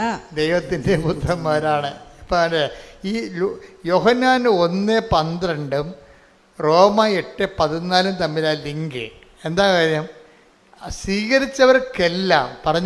സ്വീകരിച്ചവർക്കെല്ലാം ദൈവമക്കളാകാനുള്ള കഴിവ് നൽകി. അപ്പൊ ഈ കഴിവെന്ന് പറഞ്ഞാൽ എന്താ? സ്വീകരിച്ചവർക്കെല്ലാം ദൈവമക്കളായ കഴിവ്. ആ മക്കളുടെ കഴിവ് എങ്ങനെ വരണത്? ദൈവാത്മാവിനാൽ നയിക്കപ്പെടണം. അതൊക്കെ മുമ്പ് വേറെ സംഭവമുണ്ട്. ലോകാത്മാവുണ്ട്, പിന്നെന്തുണ്ട്? ദുഷ്ടാത്മാവുണ്ട്. ഈ സംഭവത്തിനൊക്കെ അതുകൊണ്ടാണ് ജ്ഞാനസ്ഥാനപ്പെടണ മുമ്പ്. ഇപ്പം ഇന്നലെയൊക്കെ ഞങ്ങൾ പള്ളിയിൽ ജ്ഞാനസ്ഥാനം പുതുക്കിയായിരുന്നു. അപ്പം ചോദിക്കും, എന്താണ് നിങ്ങൾ പിശാചിനെ ഉപേക്ഷിക്കുന്നുവോ? അവൻ്റെ ആർഭാടങ്ങൾ ഉപേക്ഷിക്കുന്നുവോ? എന്ന് വെച്ചാൽ നിങ്ങളുടെ നിലപാട് വ്യക്തമാക്കാൻ പറയുകയാണ്. ദൈവാത്മാവ് നയിക്കപ്പെടണം. പൊരുത്തം കൊണ്ടുവന്നിട്ട് നിങ്ങൾക്ക് 50,000 നല്ല നോട്ട് തന്നാൽ മതി, നിങ്ങൾക്ക് 1,00,000 കള്ള നോട്ട് തരാമെന്ന് പറയുമ്പോൾ 10 ആൾക്കാർ അപ്പം തന്നെ വന്ന് വീഴും. തീർന്നില്ല പരിപാടി. ഈ രാഷ്ട്രത്തെ കൊല്ലണ പരിപാടിയാണെന്ന് പറഞ്ഞാലും നമുക്ക് മടിയിൽ എന്തെങ്കിലും കിട്ടണ പരിപാടിയാണെന്ന് കണ്ടു കഴിഞ്ഞാൽ അപ്പം തന്നെ അതാ ലോകാത്മാവ്. അവിടെയാണ് പ്രശ്നം. ഇത് ഭയങ്കര ശ്രദ്ധിച്ച് ചെയ്യേണ്ട കാര്യമാണ്. നിങ്ങൾ ഈ മഴ പെയ്യുമ്പോൾ മുഴുവൻ വെള്ളത്തലയെ വീണ പോലെ പരിശുദ്ധാത്മാവ് തലയിൽ വീഴണമെങ്കിൽ കുറച്ച് പണിയുണ്ട്. എന്താണ്? ദൈവാത്മാവിനാൽ നയിക്കപ്പെടണം. ദൈവാത്മാവിനാൽ നയിക്കപ്പെടണം. ഇപ്പോൾ ഒരു കുഞ്ഞ് ജനിച്ച് അതിൻ്റെ മുല കൂടി മാറുന്ന മുമ്പ് തന്നെ വേറൊരു കുഞ്ഞും ജനിക്കാൻ പോകണം, പ്രഗ്നൻ്റായി. അപ്പോൾ ഭർത്താവ് പറഞ്ഞു, എടോ ഇത് നമ്മൾ വിചാരിച്ചില്ലല്ലാടോ ഇങ്ങനെ, അത് കളഞ്ഞേക്കാമെന്ന് ഭർത്താവ് പറഞ്ഞു. എന്നാൽ കളയാമെന്ന് അമ്മയും പറഞ്ഞു. അവരെങ്ങനെ അവർ കൊലപാതകമല്ലേ, രണ്ടുപേരും കൂടി ചേർന്നുകൊണ്ടല്ല കൊലപാതകം ചെയ്തിരിക്കണേ, ചെയ്യാൻ പോണത്. അങ്ങനെ ചിന്തിച്ചാൽ തന്നെ പരിശുദ്ധാത്മാവ് അപ്പം തന്നെ ആ രാജ്യത്തു നിന്ന് പോകും. എന്താ കാര്യം? അവർ ദുഷ്ടാത്മാവിനാൽ ആണ് നയിക്കപ്പെടുന്നത്. എന്താ കാര്യം? അല്ലേ? ദുഷ്ടാത്മാവിന് നയിക്കപ്പെടും. ദൈവാത്മാവ് നയിക്കപ്പെടുന്ന മുമ്പ് നിങ്ങൾക്ക് പലരും ഗതി പിടിക്കാത്തതിൻ്റെ കാര്യം കയ്യിരിപ്പിൻ്റെ കുഴപ്പമാണ്, വേറെ കുഴപ്പമൊന്നുമില്ല. നിങ്ങൾക്കിങ്ങനെ ദൈവത്തെ നിങ്ങളുടെ സൗകര്യത്തിന് പറ്റുന്നൊരു ദൈവത്തെയാണ് നിങ്ങൾ അന്വേഷിക്കുന്നത്. അങ്ങനെ ഒരു ദൈവം ഇല്ല. ദൈവം ഇല്ലെന്ന് പറഞ്ഞാൽ കറക്റ്റാണ്. എന്താ കാര്യം? നിങ്ങളുടെ സൗകര്യത്തിന് പറ്റിയൊരു ദൈവമില്ല. നിങ്ങൾക്കിപ്പോൾ ഒരു കൊച്ചു ജനിച്ച് അതിന് മുല കൊടുത്തുകൊണ്ടിരിക്കുകയാണ്. 6 മാസം കഴിഞ്ഞപ്പോൾ നിങ്ങൾ പ്രഗ്നൻ്റായി. അപ്പോൾ പറഞ്ഞു, ഇത് വല്ലാത്ത അവസ്ഥയായല്ല. നാത്തും പ്രഗ്നൻ്റായിട്ട് വീട്ടിൽ വന്ന് നിൽപ്പുണ്ട്. അപ്പോൾ ഇവിടുത്തെ അമ്മായിയമ്മക്ക് എനിക്ക് ഇനിയിപ്പോൾ ഞങ്ങളുടെ വീട്ടിൽ ഇപ്പോൾ 2ാമത്തെ പ്രസവത്തിന് പോകാൻ പറ്റത്തില്ല, അപ്പോൾ ഇവിടെ നിൽക്കാൻ പറ്റത്തില്ല, ഇവിടുത്തെ അമ്മായിയമ്മയും പറയും. അപ്പോൾ നമുക്ക് എന്ത് ചെയ്യും? അപ്പോൾ ഇത് അപ്പോൾ ഈ കക്ഷികളെല്ലാം കൂടി കൊച്ചിനെ കൊല്ലും. അവിടുത്തെ അമ്മായിയമ്മയും ഇവിടുത്തെ അമ്മയും നിങ്ങൾ ഭാര്യയും ഭർത്താവും എല്ലാം കൂടി കൊല്ലും. ഇതിനെ പിടിച്ചു നിൽക്കണം. വാടകയ്ക്ക് പോയാലും ഒറ്റയ്ക്ക് പ്രസവിച്ചാലും ഞാൻ എന്നെ കൊല്ലത്തില്ലെന്ന് പറയലേ. നിങ്ങൾ പരിശുദ്ധാത്മാവ് നിറയാൻ വേണ്ടി ദൈവം തന്നിക്ക് ടെസ്റ്റാണെന്ന് മനസ്സിലാക്കാനുള്ള ബുദ്ധി ഇല്ലാതെ പോയി. അവിടെയാണ് വിഷയം വന്നത്, അവിടെയാണ് വിഷയം വന്നിരിക്കുന്നത്. അപ്പം അതുകൊണ്ട് ഇങ്ങനെയുള്ള സാഹചര്യങ്ങൾ കർത്താവ് പറയും പ്രലോഭനങ്ങൾ ഉണ്ടാവേണ്ടതാണെന്ന് പറഞ്ഞത് ഇതുകൊണ്ടാണ്. കാര്യം ഇത് ഉണ്ടായിട്ട് വേണം നിങ്ങളുടെ നിലപാട് വ്യക്തമാക്കിയിട്ട് വേണം നിങ്ങൾ ദുഷ്ടാത്മാവിനാണ്, ലോകാത്മാവിനാണ്, പരിശുദ്ധാത്മാവിനെ സ്വീകരിക്കണമെന്ന് തീരുമാനമെടുക്കാൻ. അതാണ് പ്രലോഭനങ്ങൾ ഉണ്ടാവേണ്ടതാണെന്ന് പറയാൻ കാര്യം. Take the word of God. ശ്രുതികട ഹല്ലേലൂയ, ഹല്ലേലൂയ, ഹല്ലേലൂയ. യേശുവേ നന്ദി. ഹല്ലേലൂയ, ഹല്ലേലൂയ. മത്തായി 18:7. മത്തായി 18:7. പ്രലോഭനങ്ങൾ നിമിത്തം ലോകത്തിന് ദുരിതം. ദുരിതമല്ലേ? ഇവർ ഇതുപോലെ ഓപ്ഷൻ വന്നാൽ നമ്മൾ വിട്ടുപോകത്തില്ലേ? ദുരിതമല്ലേ? പ്രലോഭനങ്ങൾ ഉണ്ടാകേണ്ടതാണ് എന്നാൽ ഇതിൻ്റെ കള്ളനും വെള്ളി കള്ളനാണയം ഉണ്ടല്ലോ. ഞാൻ വിശ്വാസിയാണെന്നൊക്കെ പറയുന്നുണ്ടെങ്കിലും അവിടെ അസ്ഥിയായിട്ട് കൊണ്ടു കഴിഞ്ഞാൽ ദൈവത്തിനടുത്ത് ദൂരക്കളയും. അത് കള്ളനാണയം. അതുകൊണ്ടാണ് ദൈവം പറയുന്നത് പ്രലോഭനങ്ങൾ ഉണ്ടാവേണ്ടതാണ്. കാര്യം കള്ളനും വെള്ളിയും അറിയണമല്ലോ. അപ്പോൾ അത് എപ്പോഴും ഉണ്ടാകുമ്പോൾ നിങ്ങൾ ഓർക്കണം, ഇതിൻ്റെ ഉദ്ദേശം എന്താണ്? ദൈവാത്മാവിലേക്ക് നമ്മളെ ക്ലാസ് കയറ്റം കിട്ടാൻ വേണ്ടി നമ്മളുടെ നിലപാടുകൾ വ്യക്തം അറിയിക്കാൻ വേണ്ടിയാണ് നമ്മൾ ഡിക്ലറേഷൻ പറയണത്. ഡിക്ലറേഷൻ, പ്രലോഭനങ്ങൾ എന്ന് പറഞ്ഞ ഡിക്ലറേഷനാണ്. ഇപ്പോൾ ഞാൻ കാനഡയിൽ ചെന്നപ്പോൾ ഡിക്ലെയർ ചെയ്യാൻ പറഞ്ഞു. ഞാൻ കാനഡയിൽ ധ്യാനിപ്പിക്കാൻ ചെന്നപ്പോൾ അപ്പോൾ അവിടെ എംബസി എന്ന് പറഞ്ഞ് ഡിക്ലെയർ ചെയ്യാൻ പറഞ്ഞു. അപ്പം ഞാൻ ബാഗ് തുറന്ന് എൻ്റെ കയ്യിലുള്ള എല്ലാം നോട്ടിൽ ചെയ്ത്, ഇനി ഈ ഡിക്ലെയർ ചെയ്യുന്നതിൻ്റെ ഒരെണ്ണം കൂടുതലുണ്ടായാൽ നമ്മൾ അകത്ത് പോകും. എന്താണ്? കള്ളത്തരം കാണിച്ചെന്നില്ല എൻ്റെ അർത്ഥം. അതാണ് ഡിക്ലറേഷൻ വെച്ചിരിക്കുന്നത്. ഇപ്പോൾ ഈ പ്രലോഭനങ്ങളുടെ ഉദ്ദേശം ഡിക്ലെയർ ചെയ്യാനാണ്. നീ ആരുടെ പക്ഷത്താണെന്ന് ഡിക്ലെയർ ചെയ്യണം. ദൈവത്തിൻ്റെ പക്ഷത്താണോ, സാത്താൻ്റെ പക്ഷത്താണോ, ലോകത്തിൻ്റെ പക്ഷത്താണോ ഡിക്ലെയർ ചെയ്യണം. അതുകൊണ്ടാണ് പ്രലോഭനങ്ങൾ ഉണ്ടാവേണ്ടതാണെന്ന് ഈശോ പറയണത്. പക്ഷേ മേജറായിട്ടുള്ള പ്രലോഭനങ്ങൾ ഉണ്ടായാൽ നമ്മൾ പെട്ടുപോണ കൊണ്ടാണ് കർത്താവ് പറയണത് പ്രലോഭനങ്ങൾ ഉൾപ്പെടുത്തരുത്. കർത്താവ് ഭയങ്കര രസകരമായിട്ടുള്ള ആ വിഷയം ഇന്നവിറ്റബിൾ ഈവിള് പോലെയാണ് ഈ ടെംപ്റ്റേഷൻ പറയണത്. ഇത് ഉണ്ടാകേണ്ടതാണ്, പക്ഷെ ഉണ്ടായപ്പോയാൽ ഒത്തിരി പേര് രക്ഷപ്പെടത്തില്ല. അതുകൊണ്ട് കൺട്രോൾഡ് നിയന്ത്രിത പ്രലോഭനമാണ് നമുക്ക് അനുഭവിച്ചിരിക്കണം. നിയന്ത്രിത പ്രലോഭനം എന്ന് വെച്ചാൽ ദൈവത്തിന് നമ്മളെ കൃപയിൽ നിലനിർത്തണമെന്നുണ്ട്. പക്ഷെ നിലവാരമുള്ള ദൈവകൃപയിലേക്ക് വളർത്തുന്നതിന് വലിയ ടെസ്റ്റുകൾ പാസ്സാകണം. അപ്പോൾ ആൾക്കാർ പറയും ഞങ്ങൾക്ക് അങ്ങനെ വലിയ ടെസ്റ്റൊന്നും ആവശ്യമില്ല, ചെറിയ പരിപാടിയൊക്കെ ഞാൻ കഴിഞ്ഞുകൂടിയാൽ മതി, എങ്ങനെ കഞ്ഞി വെച്ച് പോകണം, അത്രേ ദൈവത്തെ കൊണ്ട് ഉദ്ദേശിക്കുന്നുള്ളൂ. അതാണ് ആൾക്കാരുടെ ഒരു നിലപാട്. അതുകൊണ്ട് ആത്മീയമായിട്ട് വളരത്തില്ല. ദൈവം സ്വന്തമായിട്ട് കരുതത്തില്ല. സ്വന്തമായിട്ട് കരുതിയില്ലെങ്കിൽ നമുക്ക് ജീവിക്കാൻ പറ്റും. സ്വന്തമായിട്ട് കരുതിയാൽ നിങ്ങൾക്കറിയാമല്ലോ, സ്വന്തമായിട്ട് കരുതിയാൽ എപ്പോഴും ഏത് ക്ലേശങ്ങളുടെ അപ്പുറത്തും നമ്മൾ സ്വർഗത്തെ കാണും. അതുകൊണ്ടാണ് ഈ നമ്മുടെ കൊളോസിയൻസ് എടുത്ത് കൊളോസോസ് 3:1. കൊളോസ്യസ് 3:1. ക്രിസ്തുവിനോടൊപ്പം പറ്റി പറഞ്ഞ ക്രിസ്തുവിനോടൊപ്പം നിങ്ങൾ ഉയർപ്പിക്കപ്പെട്ടെങ്കിൽ നിങ്ങൾ ഉയർപ്പിക്കപ്പെട്ടെങ്കിൽ ദൈവത്തിന്റെ വലതുഭാഗത്ത് ഉപവിഷ്ടനായിരിക്കുന്ന ക്രിസ്തു വസിക്കുന്ന ഉന്നതത്തിലുള്ളവയെ അന്വേഷിക്കുവിൻ. അതായത് ചില ക്ലേശങ്ങൾ വരുമ്പോൾ അതിൻ്റെ സബ്സ്റ്റിറ്റ്യൂട്ട് പറയണത് ആ ക്ലേശങ്ങളിൽ നിന്നുള്ള രക്ഷപ്പെടലല്ല, അതിന് പാരലായിട്ട് ഉന്നതങ്ങളിലെ കാര്യങ്ങൾ അന്വേഷിക്കാനാണ് പറയണത്. പറഞ്ഞ മനസ്സിലായി? ഇത് നമുക്ക് ഈ ടെക്നിക്ക് മനസ്സിലാകണം. ആധ്യാത്മിക ജീവിതത്തിൽ ചില ക്ലേശങ്ങൾ അപ്രതിരോധ്യവും നമുക്ക് ഒഴിവാക്കാൻ പറ്റാതെ ഇന്നവിറ്റബിൾ ആയിരിക്കും, ഒഴിവാക്കാൻ പറ്റാത്തതാണ്. ഒഴിവാക്കാൻ പറ്റാത്ത വിഷയങ്ങൾക്ക് എന്ത് ചെയ്യണം? ഉന്നതങ്ങളിൽ അതിൻ്റെ മറുപടി നമുക്ക് കിട്ടുന്നത് ഉന്നതങ്ങളിൽ നിന്ന്, നിത്യതയിൽ നിന്നാണ് ലഭിക്കുന്നത്. അതാണ് ഈശോ നിങ്ങൾ, അതായത് തിരുവുദ്ധാനം നൽകുന്നത് മനുഷ്യൻ്റെ ഭൗമികമായ എല്ലാ കഷ്ടനഷ്ടങ്ങളും ക്ലേശങ്ങളിലും ചില ആൾക്കാർ ടെമ്പറലായിട്ട് ചില ഷിഫ്റ്റ്, ചില ക്ലേശങ്ങൾ ദാറ്റ് ക്യാൻ ബി ഷിഫ്റ്റഡ്. ചില ക്ലേശങ്ങൾ മാറ്റാൻ പറ്റും, ചിലത് ഇന്നവിറ്റബിൾ ഈവിളാണ്, മാറ്റാനേ പറ്റത്തില്ല. ഈ മാറ്റാൻ പറ്റാത്ത കേസിന് എന്ത് ചെയ്യണമെന്ന് പറയണത് അത് നിത്യതയിൽ വരവ് വെക്കാൻ പറഞ്ഞിരിക്കുകയാണ്. കാര്യം എന്താണ്? അതിന് നമുക്ക് മാർഗമില്ല. അത് നിങ്ങളെ കർത്താവിൻ്റെ തിരുവുദ്ധാനത്തിൻ്റെ കൂടെ കൂട്ടി വെക്കണമെന്നാണ്.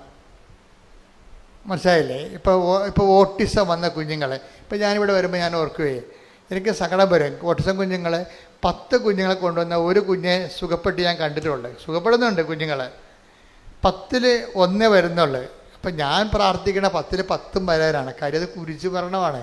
ആ ഓട്ടിസം വന്ന കുഞ്ഞിനെയും കൊണ്ട് ജീവിക്കണമെന്ന് പറഞ്ഞാലേ അവിടെ കൈയും കാലും നമ്മൾ കഴുകേണ്ടി വരും.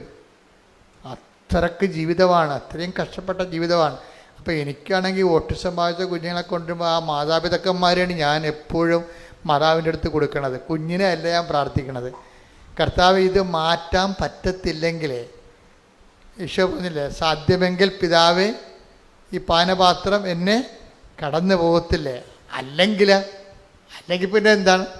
അങ്ങയുടെ ഇഷ്ടം നിറവേറട്ടെ. അതാണ് വിഷയം. അതിനടുത്ത് സെക്കൻഡ് ഓപ്ഷനുണ്ട്. ചില കാര്യങ്ങൾ മാറ്റാൻ പറ്റത്തില്ലെങ്കിൽ പിന്നെയുള്ളത് എന്താണ്? ദൈവഹിതം നിറവേറട്ടെ. അപ്പോൾ ദൈവഹിതം നിറവേറുമ്പോൾ ഒരു ഗുണമുണ്ടാവും. എന്താ സംഭവം? അവനെ ശക്തിപ്പെടുത്താനൊരു മാലാഖ വരും. അതാണ് ഈശോയ്ക്ക് കിട്ടിയ ഓപ്ഷൻ. എന്താ വെച്ചാൽ നമുക്കിപ്പോൾ ദൈവഹിതമായിട്ട് ഇപ്പം നിങ്ങൾക്ക് മാറ്റാൻ പറ്റാത്ത ഇന്നവിറ്റബിൾ ഈബിളായിട്ടുള്ള ഒരു സങ്കടം മാറ്റാൻ പറ്റണില്ല എന്ന് വിചാരിച്ചോ? രോഗമാകാം, വേറെ എന്തുമാകാം. ചിലപ്പോൾ ഒരു നാശം പിടിച്ച അയൽവാസിയാകാം. അറിയാമല്ലോ, നാശം പിടിച്ച അയൽവാസികൾ നമുക്ക് ചിലർ, എൻ്റെ അച്ഛാ ഒരു തിരുവഞ്ചരിച്ച അച്ഛാ, ഏതെങ്കിലും ഈ നരകത്തിൽ നിന്ന് പോട്ടെ, ഈ രാജ്യം വിട്ട് എവിടെയെങ്കിലും ഇപ്പോൾ താമസിക്കട്ടെ, അവർ നമ്മളെ പൊറുപ്പിക്കത്തില്ല അച്ഛാ എന്ന് പറയും. അപ്പോൾ ഞാൻ പ്രാർത്ഥിച്ച് നോക്കിയിട്ട് പറയും, മോളെ പോകാൻ പറ്റത്തെന്ന് തോന്നുന്നില്ല എന്ന് പറയും. കാര്യം ഇതിനേക്കാൾ വലിയ പിടിച്ചതിനേക്കാൾ വലുത് അളയിരിപ്പുണ്ട്, നീ ചെല്ലുന്ന സ്ഥലത്ത് ഇതിനേക്കാൾ വലിയ പണ്ടാരം വരുന്നുണ്ട്, നീയാണ് പ്രശ്നം, അവരല്ല പ്രശ്നമെന്ന് പറയും. എന്താ കാര്യം? ഇതിന് അവനെ ശക്തിപ്പെടുത്താൻ ഗെത്സെമനിൽ വായിച്ച് അവനെ ശക്തിപ്പെടുത്താൻ ലൂക്ക 22:42-43. ലൂക്ക 22:42. പിതാവേ അങ്ങേക്ക് ഇഷ്ടമെങ്കിൽ ഈ പാനപാത്രം എന്നിൽ നിന്ന് അകറ്റണമേ. എങ്കിലും എന്റെ ഹിതമല്ല അവിടുത്തെ ഹിതം നിറവേറട്ടെ. അപ്പോൾ അവനെ ശക്തിപ്പെടുത്താൻ സ്വർഗത്തിൽ നിന്ന് ഒരു ദൂതൻ പ്രത്യക്ഷപ്പെട്ടു. ഇതാണ് ശക്തിപ്പെടുത്തുക. അപ്പം 10-9 കാര്യവും നമുക്ക് ഷിഫ്റ്റ് ചെയ്യാൻ നടക്കും. ഒരു കാര്യം ചിലപ്പോൾ നടക്കത്തില്ല. അതാണ് ഇന്നോവേറ്റീവ് ഈബിൾ എന്ന് പറയുന്നത്. അതെന്താണ്? അങ്ങേക്ക് ഇഷ്ടമെങ്കിൽ പാത്രം എടുത്ത് മാറ്റാം, അല്ലെങ്കിൽ എൻ്റെ ഇഷ്ടമല്ല അങ്ങയുടെ ഇഷ്ടം നിറവേറ്റം പറയുമ്പോഴെന്താ പറയണത്? അവനെ ശക്തിപ്പെടുത്താനൊരു മാലാഖ. പ്രാർത്ഥന അതാണ് സംഭവിക്കേണ്ടത്. നമുക്ക് മാറ്റപ്പെടാൻ പറ്റാത്ത ഒരു സാധനമാണെങ്കിൽ അതിന് ശക്തി ലഭിക്കാനുള്ള സാധ്യതയുണ്ട്. ഗോഡ് മീ, മനസ്സിലായ ആശം പറയണത്? മാറ്റപ്പെടാൻ പറ്റാത്ത ഒരു വിഷയമാണെങ്കിൽ ഇപ്പം നിങ്ങളുടെ അയൽവാസി തന്നെ അങ്ങോട്ട് നോക്കിയ കേസ് കൊടുക്കുന്ന പാർട്ടിയായിരിക്കും. ചിലപ്പോൾ നമ്മൾ നോക്കത്തില്ല. പിന്നെ വല്ല ഇലയും നമ്മൾ പറന്ന് വീണ അവർ പറയും അത് നിങ്ങളെ കൊണ്ടുവന്ന് ഇട്ടതാണെന്ന് പറയും. നമ്മൾ അവിടെ നിന്ന് വല്ല കൃപാസനത്തിലോ വല്ലതും പോവുകയാണെങ്കിൽ അവിടെ വന്ന് നമ്മുടെ ചിരവ എടുത്തിട്ട് അവർ പോകും. ജീവിക്കാൻ പറ്റത്തില്ല. നമ്മുടെ പശുവിനൊക്കെ അവർ അഴിച്ചു വിടും, കിണറ്റിൽ കൊണ്ടൊന്ന് മാലിന്യം വിടും. അപ്പം അങ്ങനെയൊക്കെ വരുമ്പോൾ നമ്മളോട് എവിടെ നിന്നെങ്കിലും പോയാൽ മതിയെന്ന്. പക്ഷെ പോയി കഴിഞ്ഞാൽ ഇതിനേക്കാളെ ഗതികേടാണ് ഇനിയത്തുള്ള അവസ്ഥ. നമ്മുടെ ഈ 3 സെൻറ്റ് സ്ഥലവും ഈ പെരയും വിറ്റാൽ കിട്ടുന്ന കാശ് കൊണ്ട് ഇനിയൊരു വീടും സ്ഥലവും മേടിക്കാൻ പറ്റത്തില്ല. അതാണ് പ്രശ്നം, അതാണ് ഇതിൻ്റെ വിഷയം. അപ്പം അങ്ങനെ വരുമ്പോൾ പിന്നെ എന്ത് ചെയ്യും? ഇത് മാറുന്നില്ല, മാറാത്തൊരു തിന്മയല്ലേ, ഇതിനെന്ത് ചെയ്യും? അപ്പം നിങ്ങൾ പ്രാർത്ഥിക്കണം അയൽവാസിക്ക് ഇടിവെട്ട് കൊള്ളണമെന്നല്ല പ്രാർത്ഥിക്കേണ്ടത്. ആൾക്കാർ പറഞ്ഞു കർത്താവേ ഇവിടെ എല്ലാം ഇടിവെട്ട് കൊള്ളണം, ഈ പിയാജിൻ്റെ തല ഇടിവെട്ട് കൊള്ളണമല്ല എന്നാണ് പ്രാർത്ഥിക്കേണ്ടത്. അങ്ങനെയല്ല പ്രാർത്ഥിക്കേണ്ടത്. എന്താണ്? ഗെത്സമനിയിലെ അങ്ങേ ശക്തിപ്പെടുത്തി അതേ മാലാഖയാൽ എന്നെ ശക്തിപ്പെടുത്തണമേ എന്ന് പ്രാർത്ഥിച്ച് ഗെത്സമനിയിലെ അങ്ങേ ശക്തിപ്പെടുത്തിയ അതേ ദൈവശക്തിയാൽ എന്നെ അഭിഷേകം ചെയ്യണമേ. ഹല്ലേലൂയ. കാലാവസ്ഥ ഭേദങ്ങൾ അതിനെ സുവിശേഷ വിഹിതമായി എങ്ങനെ സമീപിക്കണം, എങ്ങനെ ആത്മാവിൽ അഭിഷേകം പ്രാപിക്കണം എന്നൊക്കെയാണ് ഇപ്പോൾ പരിശുദ്ധാത്മാവ് കർത്താവിൻ്റെ തിരുവുദ്ധാനത്തിൻ്റെ ഫലങ്ങളുടെ ഭാഗമായിട്ട് പറഞ്ഞുകൊണ്ടിരിക്കുന്നത്. ഇപ്പോൾ ഇതിൻ്റെ വിഷയം നമ്മൾ തുടങ്ങി എങ്ങനെയാണ്? അതായത് നിങ്ങൾ യേശു ക്രിസ്തു, കൊളോസ്യൻസ് 3:1 വായിച്ച് ശ്രുതികട ഹല്ലേലൂയ.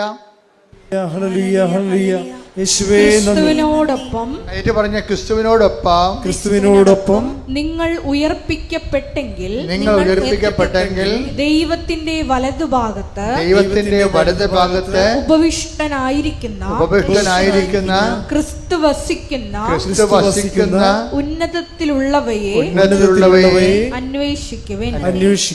എന്തെങ്കിലും ഒരു വിഷയം ഇവിടെ നമുക്ക് പരിഹാരം കാണുന്നില്ല എന്ന് കണ്ടാൽ പിന്നെ എന്ത് ചെയ്യണം? കർത്താവിൻ്റെ തിരുവുദ്ധാനത്തിൻ്റെ കൂടെ ഇത് കാഴ്ചവെച്ചിട്ട് എനിക്ക് എൻ്റെ നിത്യബഹുമതിക്ക് വേണ്ടി അത് കാഴ്ചവെക്കണമെന്ന് പറയണം. പിടിയിട്ടില്ല. അത് സ്റ്റീഫൻ അങ്ങനെ ചെയ്തത്. സ്റ്റീഫനെ ആദ്യത്തെ രക്തസാക്ഷി ആരാണ്? സ്റ്റീഫൻ എസ്തപ്പാനോസ് അല്ലേ? എസ്തപ്പാനോസിന് ഇതുപോലെ ചുറ്റും നിന്ന് കർത്താവിനെ പ്രഘോഷിച്ചതിൻ്റെ പേരിൽ ചുറ്റും നിന്ന് കല്ലെറിയുകയും. അപ്പോൾ എസ്തപ്പാൻ ഇതാണ് ചെയ്തത്. എസ്തപ്പാൻ ചെയ്തത് കണ്ടു പഠിച്ചതിലാണ് ഈ പൗലോസ് അന്ന് അവിടെ സാവൂളായിട്ട് നിൽപ്പുണ്ടായിരുന്നത്. അന്ന് എസ്തപ്പാനെ കൊന്നതിൻ്റെ കൂട്ടത്തിൽ ഒരു സാക്ഷികൾ ഉടുപ്പ് ഉരുവെച്ചത് ഈ സാവൂളിൻ്റെ അടുത്താണ്. അപ്പോൾ എസ്തപ്പാൻ എല്ലാവരും എസ്തപ്പാനെ ഇങ്ങനെ ആൾക്കാർ കല്ലെറിഞ്ഞ് കൊല്ലണ സമയത്ത് എസ്തപ്പാൻ മേലോട്ട് നോക്കിയായിരുന്നു. മേലോട്ട് നോക്കിയപ്പോൾ എസ്തപ്പാൻ സ്വരത്തെ വിളിച്ച് പറഞ്ഞായിരുന്നു, കല്യാണം പടപടാന്ന് വന്ന് കൂടണത് തല പൊട്ടിക്കൊണ്ടിരിക്കുകയാണ്, മരിച്ചുകൊണ്ടിരിക്കുകയാണ്. അപ്പോൾ എസ്തപ്പാൻ മേലോട്ട് നോക്കിയപ്പോൾ പറഞ്ഞ്, സ്വർഗം തുറന്നിരിക്കണ ഞാൻ കാണുന്നുണ്ട്, പിതാവിൻ്റെ വലത് ഭാഗത്ത് മനുഷ്യപുത്രൻ ഇരിക്കണമെന്ന്. എന്നിട്ട് പറയും യേശുവേ എന്ന് പറഞ്ഞിട്ട് തിരുവുദ്ധാനം ചെയ്ത് യേശുവിനെ സ്വർഗത്തിൽ എസ്തപ്പാൻ കാണും. പറയും യേശുവേ ഈ തെറ്റുകൾ ഇവർക്ക് കാര്യങ്ങൾ അറിയാൻ പാടില്ല, എന്നെ കൊല്ലണത്, അത് ഇവരുടെ മേൽ ചുമത്തരുത് എന്ന് പറഞ്ഞ് ഇവർക്ക് വേണ്ടി പ്രാർത്ഥിക്കും. അത് ഈ സാവുള് കേൾക്കും.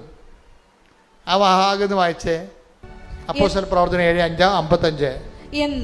എന്നാൽ അവൻ പരിശുദ്ധാത്മാവിനാൽ നിറഞ്ഞ് സ്വർഗത്തിലേക്ക് നോക്കി ദൈവത്തിന്റെ മഹത്വം ദർശിച്ചു. അതാണ് സ്റ്റീഫനെ കല്ലെറിഞ്ഞപ്പോഴേ അവൻ്റെ തല പൊട്ടി തലച്ചോർ ചിതറണ സമയത്ത് അവനവരെ തന്തയ്ക്ക് വിളിക്കുകയും തെറിവിളിക്കുകയല്ല ചെയ്തത്. സാവുൾ എന്ന് പറയുന്ന പൗലോസ് അപ്പോസ്തലൻ്റെ ആദ്യ വേർഷൻ പുള്ളിയുടെ ഗൃഹസ്ഥാശ്രമ കാലത്ത് സംഭവിച്ചതാണ്. അപ്പോഴും സാക്ഷികൾ വായിച്ച് 7:58 അവർ അവനെ നഗരത്തിന് പുറത്താക്കി കല്ലെറിഞ്ഞു. സ്റ്റീഫനെ നഗരത്തിന് പുറത്താക്കി കല്ലെറിഞ്ഞു. സാക്ഷികൾ തങ്ങളുടെ കല്ലെറിയാൻ നേരത്തെ ആചാരം അനുസരിച്ച് അവരുടെ വസ്ത്രങ്ങൾ മാറ്റിയിട്ട് അവര് കല്ലെറിയാൻ വേണ്ടി പോവുകയാണ്. ആ സാക്ഷികൾ തങ്ങളുടെ വസ്ത്രങ്ങൾ സാവുൾ എന്ന ഒരു യുവാവിന്റെ കാൽക്കൽ അഴിച്ചു വെച്ചു. ഈ സാവുളാണ് പൗലോസ് അപ്പോസ്തലൻ. അങ്ങേര് അന്ന് കൊല്ലണ കൂട്ടത്തിൽ കൂടിയ ആളാണ്. ഈ സാവുളിൻ്റെ കാൽക്കൽ സാക്ഷികൾ വസ്ത്രങ്ങൾ അഴിച്ചു വെച്ചു. അപ്പം സാവൂൾ കണ്ട കാഴ്ചയാണ് എന്താണ്? സ്റ്റീഫൻ മേലോട്ട് നോക്കണ കണ്ടായിരുന്നു. എന്നിട്ട് ആരെ കണ്ട്? എന്നിട്ട് ശിവൻ പറഞ്ഞു, സ്വർഗം തുറന്നിരിക്കണ കാണുന്നുണ്ട്, പിതാവിൻ്റെ വലതുഭാഗത്ത് ഞാൻ സ്നേഹിക്കുന്ന, എനിക്ക് എന്നെ വീണ്ടെടുത്ത കർത്താവ് ഉയർത്തെഴുന്നേറ്റ് അവൻ്റെ കൂടെ വസിക്കുന്നു എന്ന് പറയും. കർത്താവേ, ഈ തെറ്റ്, ഇവർ കാണിക്കുന്ന കാര്യങ്ങൾ, എൻ്റെ കൊലപാതകം പോലും ഇവരുടെ മേൽ അങ്ങ് ചിന്തരുത്. അങ്ങ് കുറിച്ച് കിടന്ന് പ്രാർത്ഥിച്ചപ്പോൾ ഞാൻ പ്രാർത്ഥിക്കുകയാണ്, ഈ തെറ്റുകൾ ഇവരുടെ മേൽ ചിന്തരുത് എന്ന് പറയും. അപ്പം അന്ന് അത് കേട്ട്, അത് ആരാണ് കേട്ടത്? സാവൂളാണ് കേട്ടത്. സാവൂൾ അന്നും ഒരു സംഭ്രമമായിപ്പോയി. കാര്യം സാവൂൾ ഒരിക്കലും കേൾക്കാത്തൊരു സംഭവമാണ്. കൊല്ലുന്നവൻ, കൊല്ലപ്പെടുന്നവൻ ഇര വേട്ടക്കാരന് വേണ്ടി പ്രാർത്ഥിക്കണേ, എന്തൊരു കഥയാണ്! അതാണ് ക്രിസ്ത്യാനിറ്റി എന്ന് പറയണത്. ഇര വേട്ടക്കാരന് വേണ്ടി പ്രാർത്ഥിക്കുന്ന സാവൂള്, സ്റ്റീഫൻ തന്നെ കൊല്ലുന്നവർക്ക് വേണ്ടി പ്രാർത്ഥിക്കണാണ് കാണുന്നത്. ഈ കാര്യങ്ങൾ ചിന്തിച്ച് അന്നും പോലെ തന്നെ സാവൂളിനെ ഇടറാൻ തുടങ്ങിയതാണ്. സാവൂൾ ഇടറിയത് സ്റ്റീഫൻ്റെ കൊലപാതകത്തിലാണ് ഇടറിയത്. അപ്പോഴും ഇവനെ കണ്ട യേശു ആരാണ് എന്ന് അന്ന് മുതൽ സാവൂൾ അന്വേഷിക്കുന്നുണ്ട്. യേശുവിനെ കണ്ട യേശു ആരാണ് എന്ന് സാവൂൾ ആലോചിക്കുന്നുണ്ട്. അങ്ങനെ ആലോചിച്ച് പോണ സമയത്ത് തന്നെ ടക്ക് എന്നൊരു മിന്നൽ പിണർ വീണിട്ട് സാവൂൾ നിലത്തൂടെ പറയും, നീ പീഡിപ്പിക്കുന്ന ഈശോ ആണ് ഞാൻ എന്ന് പറയും. എന്ന് വെച്ചാൽ എൻ്റെ അർത്ഥം, നീ പീഡിപ്പിക്കുന്നതല്ല, നീ അന്വേഷിക്കുന്ന ആളാണ് ഞാൻ. നീ ഇപ്പം പീഡിപ്പിക്കുന്നു, പക്ഷേ എന്നാലും നീ എന്നെ അന്വേഷിക്കുന്നുണ്ട്. സ്റ്റീഫൻ്റെ അന്ത്യമായ യാത്രയിൽ അവൻ നിലപാടെടുത്തില്ലേ? അവൻ ശത്രുക്കൾക്ക് വേണ്ടി പ്രാർത്ഥിച്ചുകൊണ്ട് തന്നെ പീഡിപ്പിക്കുന്നവരെ ആശീർവദിച്ച സുവിശേഷത്തിൻ്റെ ശക്തി സ്റ്റീഫൻ കാണിച്ചില്ലേ? അന്ന് മുതൽ സാവൂൾ, നീ എന്നെ അന്വേഷിക്കുകയായിരുന്നു. നീ പീഡിപ്പിക്കുന്ന യേശു എന്നതിനേക്കാളുപരി അന്ന് സാവൂൾ തർജ്ജമ ചെയ്ത് മനസ്സിലാക്കിയത്, നീ അന്വേഷിക്കുന്ന യേശുവാണ് ഞാനെന്നാണ്. നീ അന്വേഷിക്കുന്ന യേശുവിനെ തന്നെയാണ് അവൻ സ്വർഗത്തിലേക്ക് നോക്കിയത്. അതുകൊണ്ടാണ് സാവൂൾ പിന്നീട് പറയണത്, കൊളോസ്യ ലേഖനം എഴുതുമ്പോൾ തൻ്റെ അനുഭവങ്ങളാണ് പറയണത്. എന്താണ്? നിങ്ങൾ ക്രിസ്തുവിനോടുകൂടി ഉയർപ്പിക്കപ്പെട്ടെങ്കിൽ, പറഞ്ഞ്, നിങ്ങൾ ക്രിസ്തുവിനോടുകൂടെ ഉയർപ്പിക്കപ്പെട്ടെങ്കിൽ ഉന്നതങ്ങളിലെ കാര്യങ്ങൾ അന്വേഷിക്കുവേൻ. ഉന്നതങ്ങളിലെ കാര്യങ്ങൾ അന്വേഷിക്കുവേൻ. അപ്പം നമ്മൾ ഈ വചനം കേൾക്കുന്നതിൻ്റെ ഉദ്ദേശം എന്താ? ചിലർ പള്ളിയിൽ നിന്ന് മാറാതെ നടക്കുന്നതിൻ്റെ ഉദ്ദേശം എന്താണ്? ഉന്നതങ്ങളിലെ കാര്യങ്ങൾ അന്വേഷിക്കാനാണ്. അതാണ് വിഷയം. എന്തെങ്കിലും ക്ലേശങ്ങൾ ഉണ്ടാകുമ്പോൾ നമുക്ക് അടിസ്ഥാന ഘടകം എന്താണ്? നമ്മളെ വീണ്ടെടുക്കാനുള്ള ഉന്നതങ്ങളിലെ കാര്യങ്ങളാണ്. ഉടമ്പടിയും അന്വേഷിക്കണത് എന്താണ്? ഉന്നതങ്ങളിലെ കാര്യങ്ങളാണ്. എന്നുവെച്ചാൽ ഈ വിഷയത്തെക്കുറിച്ച് ദൈവിക നിലപാട് എന്താണ്? ഇത് മാറ്റാൻ പറ്റുന്നതാണെങ്കിൽ അവർക്ക് വീഞ്ഞില്ല എന്ന് പറഞ്ഞപ്പോഴേ വായ്പ വാങ്ങിക്കാനും വാടകയ്ക്ക് എടുക്കാനും കഴിവുണ്ടായിട്ട് പോലും കർത്താവ് അത് കണക്കാക്കാതെ വെള്ളം വീഞ്ഞാക്കി കൊടുത്തെങ്കിലേ നിൻ്റെ എല്ലാ വിഷയങ്ങൾക്കും പരിഹാരമുണ്ട്. നിൻ്റെ വിഷയങ്ങൾക്ക് എന്തിനെങ്കിലും പരിഹാരമില്ലെങ്കിൽ അത് നീ അന്വേഷിക്കേണ്ടത് തിരുവുദ്ധാനത്തിൽ കൃപയായി ആർജിക്കാൻ വേണ്ടി ദൈവത്തിൻ്റെ കുറിച്ച് സന്തോഷം സ്വീകരിച്ചുകൊണ്ട് ഉയർത്തുന്നതിൻ്റെ കർത്താവിനെ നോക്കിക്കൊണ്ട് വേണം നീ മുന്നോട്ട് നടക്കാൻ. കൈയടിച്ച് ശ്രദ്ധിക്കട്ടെ.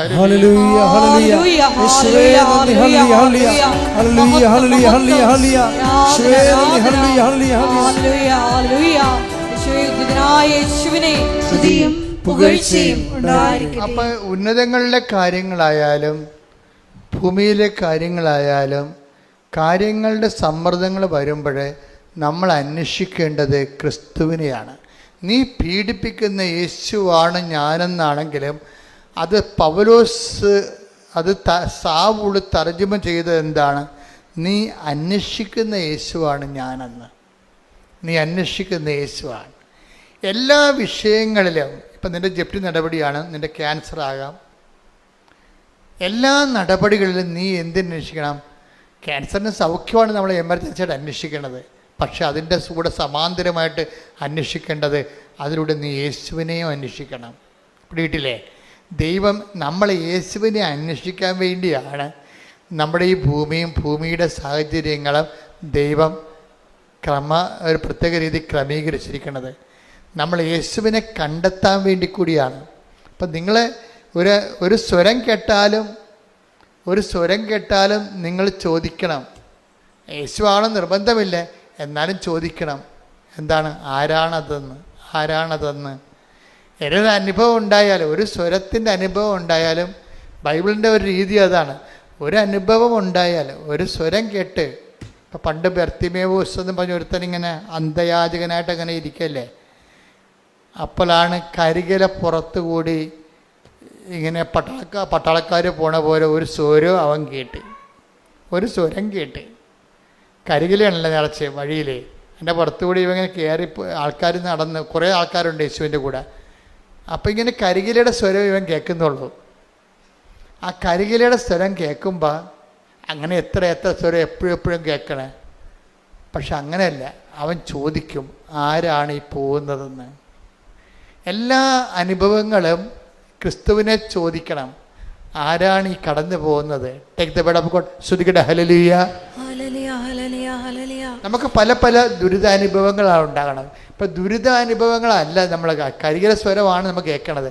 അപ്പം നമ്മൾ ചോദിക്കേണ്ടത് ആരാണ് കടന്നു പോകണത്, അതാണ് വിഷയം. ഇപ്പം ജോലിയില്ലാതെ നീ നിൻ്റെ ജീവിതത്തിൽ പോകണം, എത്ര കാലം പോകണം എന്ന് പറയുമ്പോൾ നിൻ്റെ ജീവിതത്തിലൂടെ ഇപ്പോൾ ആരാണ് ഈ ഒരു അവസ്ഥ നിനക്ക് നൽകിക്കൊണ്ട് കടന്നു പോകുന്നത്, ആരാണ്, അതാണ് വിഷയം.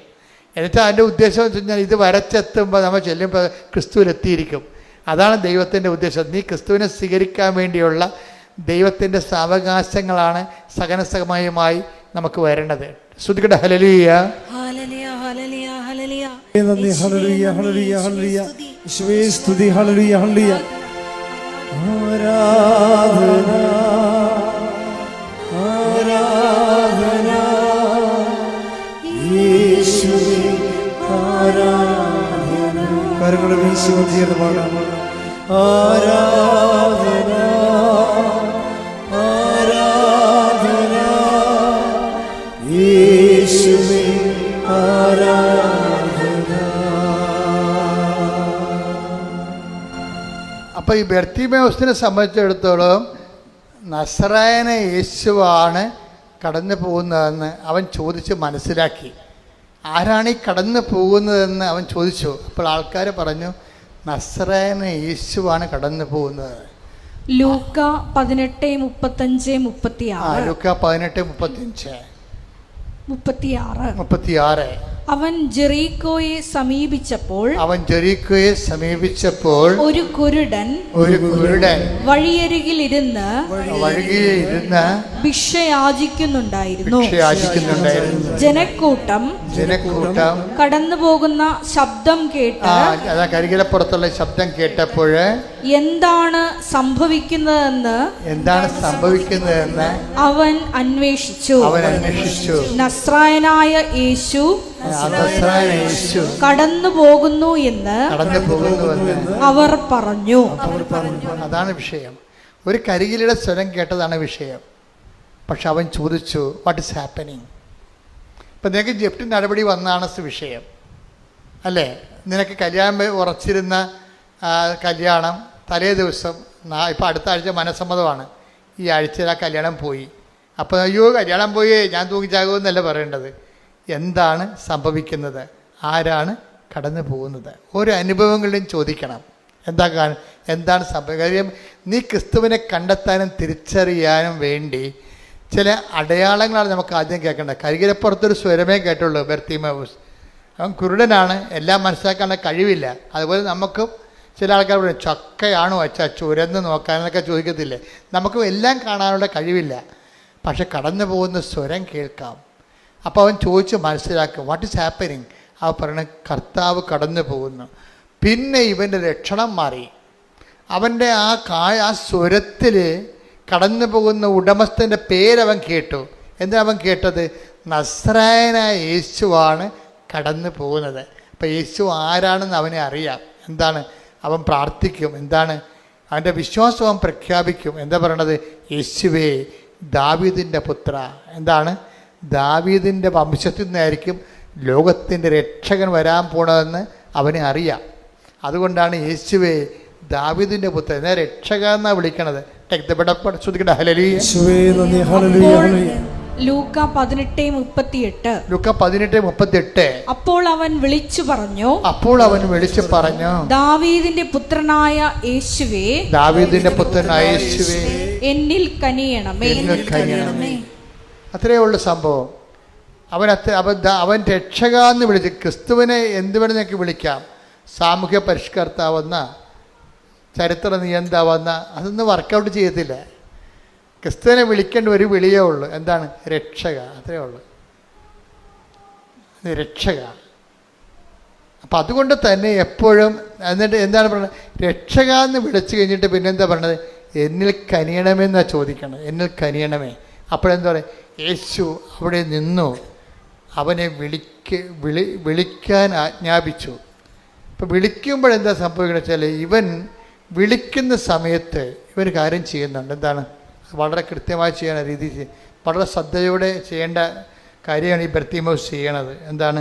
വിളിച്ച ഉടനെ ആൾക്കാർ വന്ന് പറഞ്ഞു, നീ വിളിച്ചതാണ്, ഈശോ അവിടെ നിൽക്കുന്നുണ്ട്, നിൻ്റെ വിളി കേട്ട് നിന്നോ, നിന്നെ തിരിച്ച് വിളിക്കണമെന്ന് പറഞ്ഞു.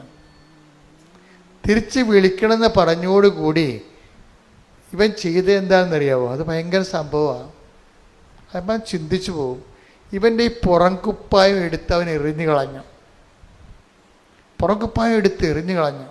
ക്രിസ്തുവിനെ സ്വീകരിക്കാനുള്ള ഏറ്റവും നടപടിക്രമങ്ങളെന്ന്, പുനരുദ്ധാനം ചെയ്ത യേശുവിനെ സ്വീകരിക്കാനുള്ള ഏറ്റവും നല്ല നടപടിക്രമങ്ങളാണ്. കാരണം ഇവൻ്റെ ഈ മുഖത്തിലെ വിയർപ്പും അതുപോലെ തുപ്പലും ഒക്കെ, ഇങ്ങനെയുള്ള കുറേ സംഭവങ്ങളും ഈ പുറംകുപ്പായം കൊണ്ടാണ് ആൾക്കാർ അഡ്ജസ്റ്റ് ചെയ്ത് കളയണത് തുടക്കമൊക്കെ. അപ്പം അതുകൊണ്ട് ഇതത്ര നല്ല തുണിയല്ല, ബാക്ടീരിയയൊക്കെ ഉള്ള പൊല്യൂട്ടഡ് ആയ സംഭവമാണ്. ഈ സാധനം ഇവനെടുത്ത് എറിഞ്ഞ് കളയും.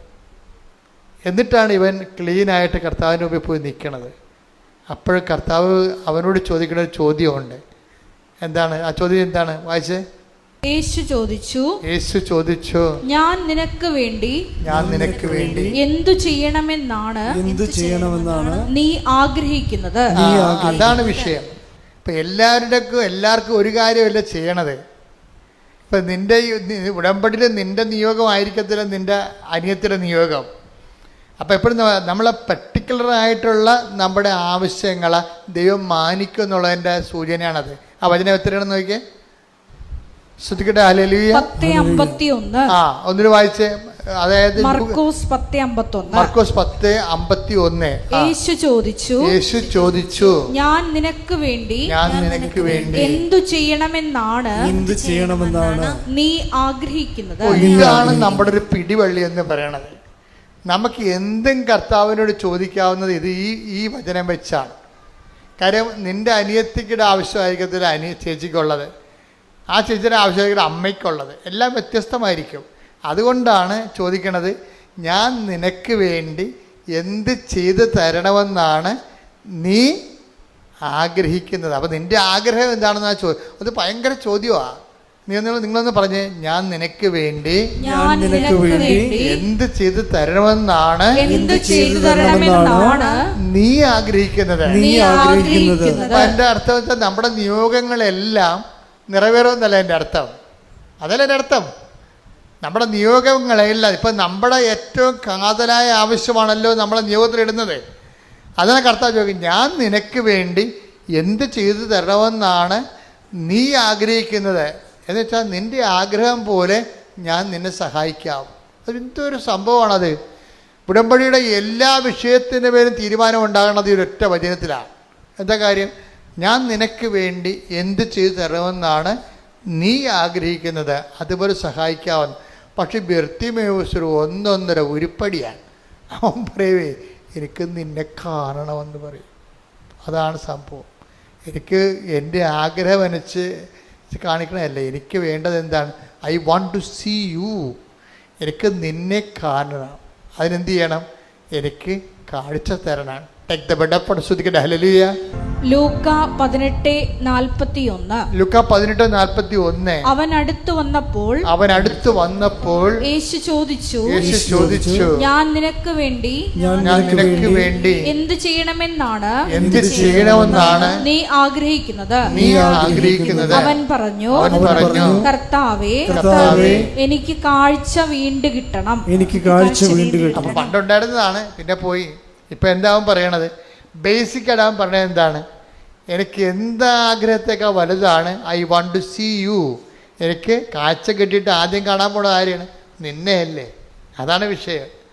അപ്പോൾ നിങ്ങളെ ഓരോ കാര്യം ഉടമ്പടി എഴുതിയിടുമ്പോഴും ആദ്യത്തെ നിയോഗം എന്തായിരിക്കണം? കർത്താവേ, എനിക്ക് നിന്നെ അറിയണം എന്ന് പറഞ്ഞ്, കർത്താവേ, എനിക്ക് നിന്നെ അറിയണം, എനിക്ക് നിന്നെ സ്നേഹിക്കണം, നിന്റെ സാക്ഷിയായി ജീവിക്കണം, എന്നെ അറിവിന്റെ അനുഭവ തലങ്ങളിലേക്ക് ഉയർത്തണമേ. Price the Lord. ഈ സാക്ഷിയായി ജീവിക്കാമെന്ന് പറഞ്ഞാൽ മാത്രമേ കാര്യം. ഇപ്പം നമ്മൾ 10:41 വായിച്ചില്ലേ? ആർക്കാണ് ദൈവത്തിൻ്റെ അടയാളം കിട്ടണത്? സാക്ഷികൾക്കാണ് കിട്ടണത്. നടപടി പുസ്തകം 10:41 വായിച്ചേ. അപ്പോസ്തല പ്രവർത്തനങ്ങൾ 10:41. എല്ലാവർക്കുമല്ല സാക്ഷികളായി ദൈവം മുൻകൂട്ടി തിരഞ്ഞെടുത്ത ഞങ്ങൾക്ക് മാത്രം. 10:40. എന്നാൽ ദൈവം അവനെ 3-ാം ദിവസം ഉയർപ്പിക്കുകയും പ്രത്യക്ഷനാക്കുകയും ചെയ്തു. എല്ലാവർക്കുമല്ല സാക്ഷികളായി ദൈവം മുൻകൂട്ടി തിരഞ്ഞെടുത്ത ഞങ്ങൾക്ക് മാത്രം. ദൈവം ഈ പ്രത്യക്ഷനാക്കുന്നതും അടയാളങ്ങൾ നമുക്ക് നൽകുന്നത് ബേസിക്കായിട്ട് ആർക്കാണ്? സാധാരണ വിശ്വാസികൾക്കല്ല. പിന്നെന്താണ്? സാക്ഷികൾക്കാണ്. അതാണ് എൻ്റെ വിഷയം വരുന്നത്. അതുകൊണ്ട് തന്നെ ഉടമ്പടിയിൽ നിങ്ങൾ ഇപ്പോൾ പത്രം കൊണ്ടേ കൊടുക്കുകയാണ്. നിങ്ങൾ സുവിശേഷത്തിൻ്റെ സാക്ഷിയാകുകയാണ്. അപ്പോൾ നിങ്ങൾക്ക് പ്രത്യക്ഷീകരണത്തിൻ്റെ അടയാളം കിട്ടാനുള്ള വലിയ സാധ്യതയാണ് ഈ സാക്ഷ്യം തുറന്നു തരണത്. നിങ്ങൾ ആൾക്കാർക്ക് ഭക്ഷണം കൊടുക്കുന്നവരുണ്ട്, അതുപോലെ തന്നെ ഉപവിപ്രവർത്തനം ചെയ്ത് കൊടുക്കുന്നവരുണ്ട്, നിങ്ങൾ ക്ഷമിക്കാതെക്കാൻ പറ്റാത്തവരോട് പോലും നിങ്ങൾ ക്ഷമിക്കുന്നവരുണ്ട്. സുവിശേഷം അനുസരിച്ച് നിങ്ങൾ ജീവിക്കുകയാണ് ചെയ്യണത്. അപ്പോഴും നിങ്ങൾ ബേസിക്കായിട്ട് എന്താ ചെയ്യണത്? നിങ്ങൾ സാക്ഷികളാകുകയാണ്. അപ്പോൾ എല്ലാവർക്കുമല്ല. പ്രത്യക്ഷീകരണത്തിൻ്റെ അടയാളങ്ങൾ ലഭിക്കുന്ന ആർക്കാണ്? സാക്ഷികൾക്കാണ്. അതുകൊണ്ട് എന്താണ് കർത്താവ് പറയുന്നത്? ഇവയ്ക്ക് നിങ്ങളാണല്ലോ സാക്ഷികൾ. Take the word of God. ശ്രുതിക്കട്ടെ. ഹല്ലേലൂയ, ഹല്ലേലൂയ, ഹല്ലേലൂയ, ഹല്ലേലൂയ, ഹല്ലേലൂയ. യേശുവേ നന്ദി. ഹല്ലേലൂയ, ഹല്ലേലൂയ, ഹല്ലേലൂയ. യേശുവേ ആരാധന, ആരാധന, ആരാധന. യേശുവേ നന്ദി. മഹത്വം, മഹത്വം, മഹത്വം, മഹത്വം. Hallelujah, hallelujah. അപ്പോസ്തല പ്രവർത്തനം 5:32. ഈ സംഭവങ്ങൾക്ക് ഞങ്ങൾ സാക്ഷികളാണ്. തന്നെ അനുസരിക്കുന്നവർക്ക് ദൈവം പ്രദാനം ചെയ്യുന്ന പരിശുദ്ധാത്മാവ് ഇതിന് സാക്ഷിയാണ്. അപ്പൊ നമ്മുടെ സ്റ്റാറ്റസ് എന്ന് പറഞ്ഞാൽ എന്താണ്? ഒരു ഫെയ്ത്ത്ഫുൾ എന്ന് പറഞ്ഞ സ്റ്റാറ്റസ് ഇല്ല. ശരിക്കും പറഞ്ഞാൽ അത് വളരെ ലീസ്റ്റ് ആയിട്ടുള്ള സ്റ്റാറ്റസാണ്. ഏറ്റവും കുറഞ്ഞ ഒരു വിശ്വാസി എന്ന് പറയണത് ഒരു ഏറ്റവും വില കുറഞ്ഞ സ്റ്റാറ്റസാണ്.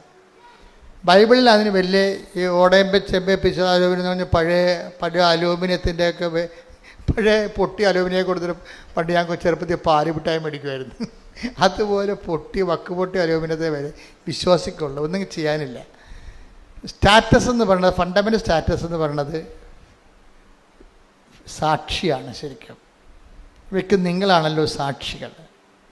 ഈ പ്രത്യക്ഷീകരണം എല്ലാവർക്കും അല്ലെന്ന് വെച്ചാൽ വിശ്വാസികൾ എല്ലാവർക്കും അല്ലെന്നാണ് അർത്ഥം. പിന്നെ ആർക്കാണ് പ്രത്യക്ഷീകരണത്തിൻ്റെ ഫലം കിട്ടിയത്? സാക്ഷികളായി തിരഞ്ഞെടുത്തവർക്കപ്പെട്ട് കാണാം.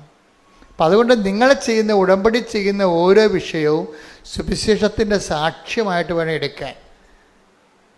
നിങ്ങൾക്ക് പരസ്പര സ്നേഹത്തോടെ പെരുമാറുന്നതും ശത്രുക്കളെ സ്നേഹിക്കുന്നതും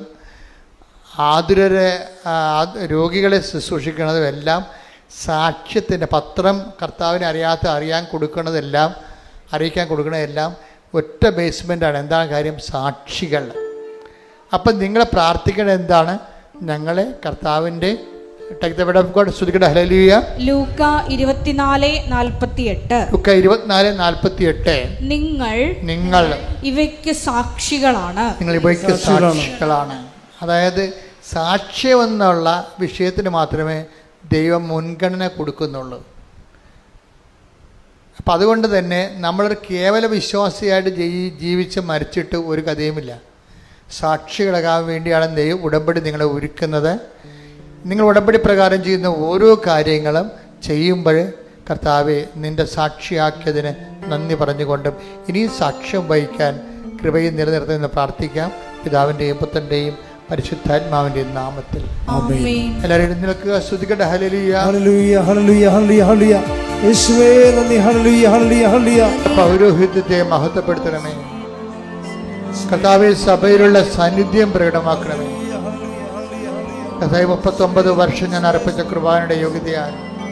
കൃപാസനത്താറെ ജീവനോടെ പ്രത്യക്ഷപ്പെട്ട പരിശുദ്ധ അമ്മയുടെ മാധ്യസ്ഥത്തിലെ ഈ അൾത്താറയിൽ നടന്ന 10,000 ആരാധന ശക്തിയാൽ കൃപാസനം കഴിഞ്ഞ് 34 വർഷം നടത്തിയിട്ടുള്ള ലക്ഷക്കണക്കിന് അഖണ്ഡ ജപമാലയുടെ ശക്തിയാൽ അങ്ങയുടെ അവകാശമോഖര്യമാകുന്ന അങ്ങയുടെ മക്കൾക്ക് വേണ്ടി പ്രാർത്ഥിക്കാൻ കർത്താവേ, അന്ധന് കാഴ്ച നൽകിയവനെ, കർത്താവെ ചെകിടിന് കേട് നൽകിയവനെ, കർത്താവ് ഊമന് സംഭാഷണം നൽകിയവനെ, നിന്റെ തിരുമുറിവാർന്ന് വലതു കരം അങ്ങയുടെ മക്കളുടെ ശിരസ് വെക്കണമേ എന്ന് പ്രാർത്ഥിക്കുന്ന ക്യാൻസർ രോഗങ്ങൾ, കരൾ രോഗങ്ങൾ, ഹൃദയരോഗങ്ങൾ, എപ്പിലെപ്സി രോഗങ്ങൾ, പിസിഒഡി രോഗങ്ങൾ, എല്ലാ രോഗങ്ങളും കർത്താവെ ഈ നിമിഷം കർത്താവ് നിന്റെ വിശുദ്ധമായ രക്തത്താൽ സ്പർശിക്കണമേ, വിശുദ്ധമായ രക്തം കഴുകണമേ എന്ന് പ്രാർത്ഥിക്കുന്ന കർത്താവെ, യേശുവിൻ്റെ ഉന്നതമായ നാമത്തിൽ, സഭയുടെ അധികാരത്തിൽ, കുരിശിൻ്റെ അടയാളത്തിൽ, ദൈവശക്തിയാൽ മാരകരോഗങ്ങളെ യേശുവിൻ്റെ നാമത്തിൽ മാറിപ്പോകട്ടെ. ശ്രുതികട്ടെ.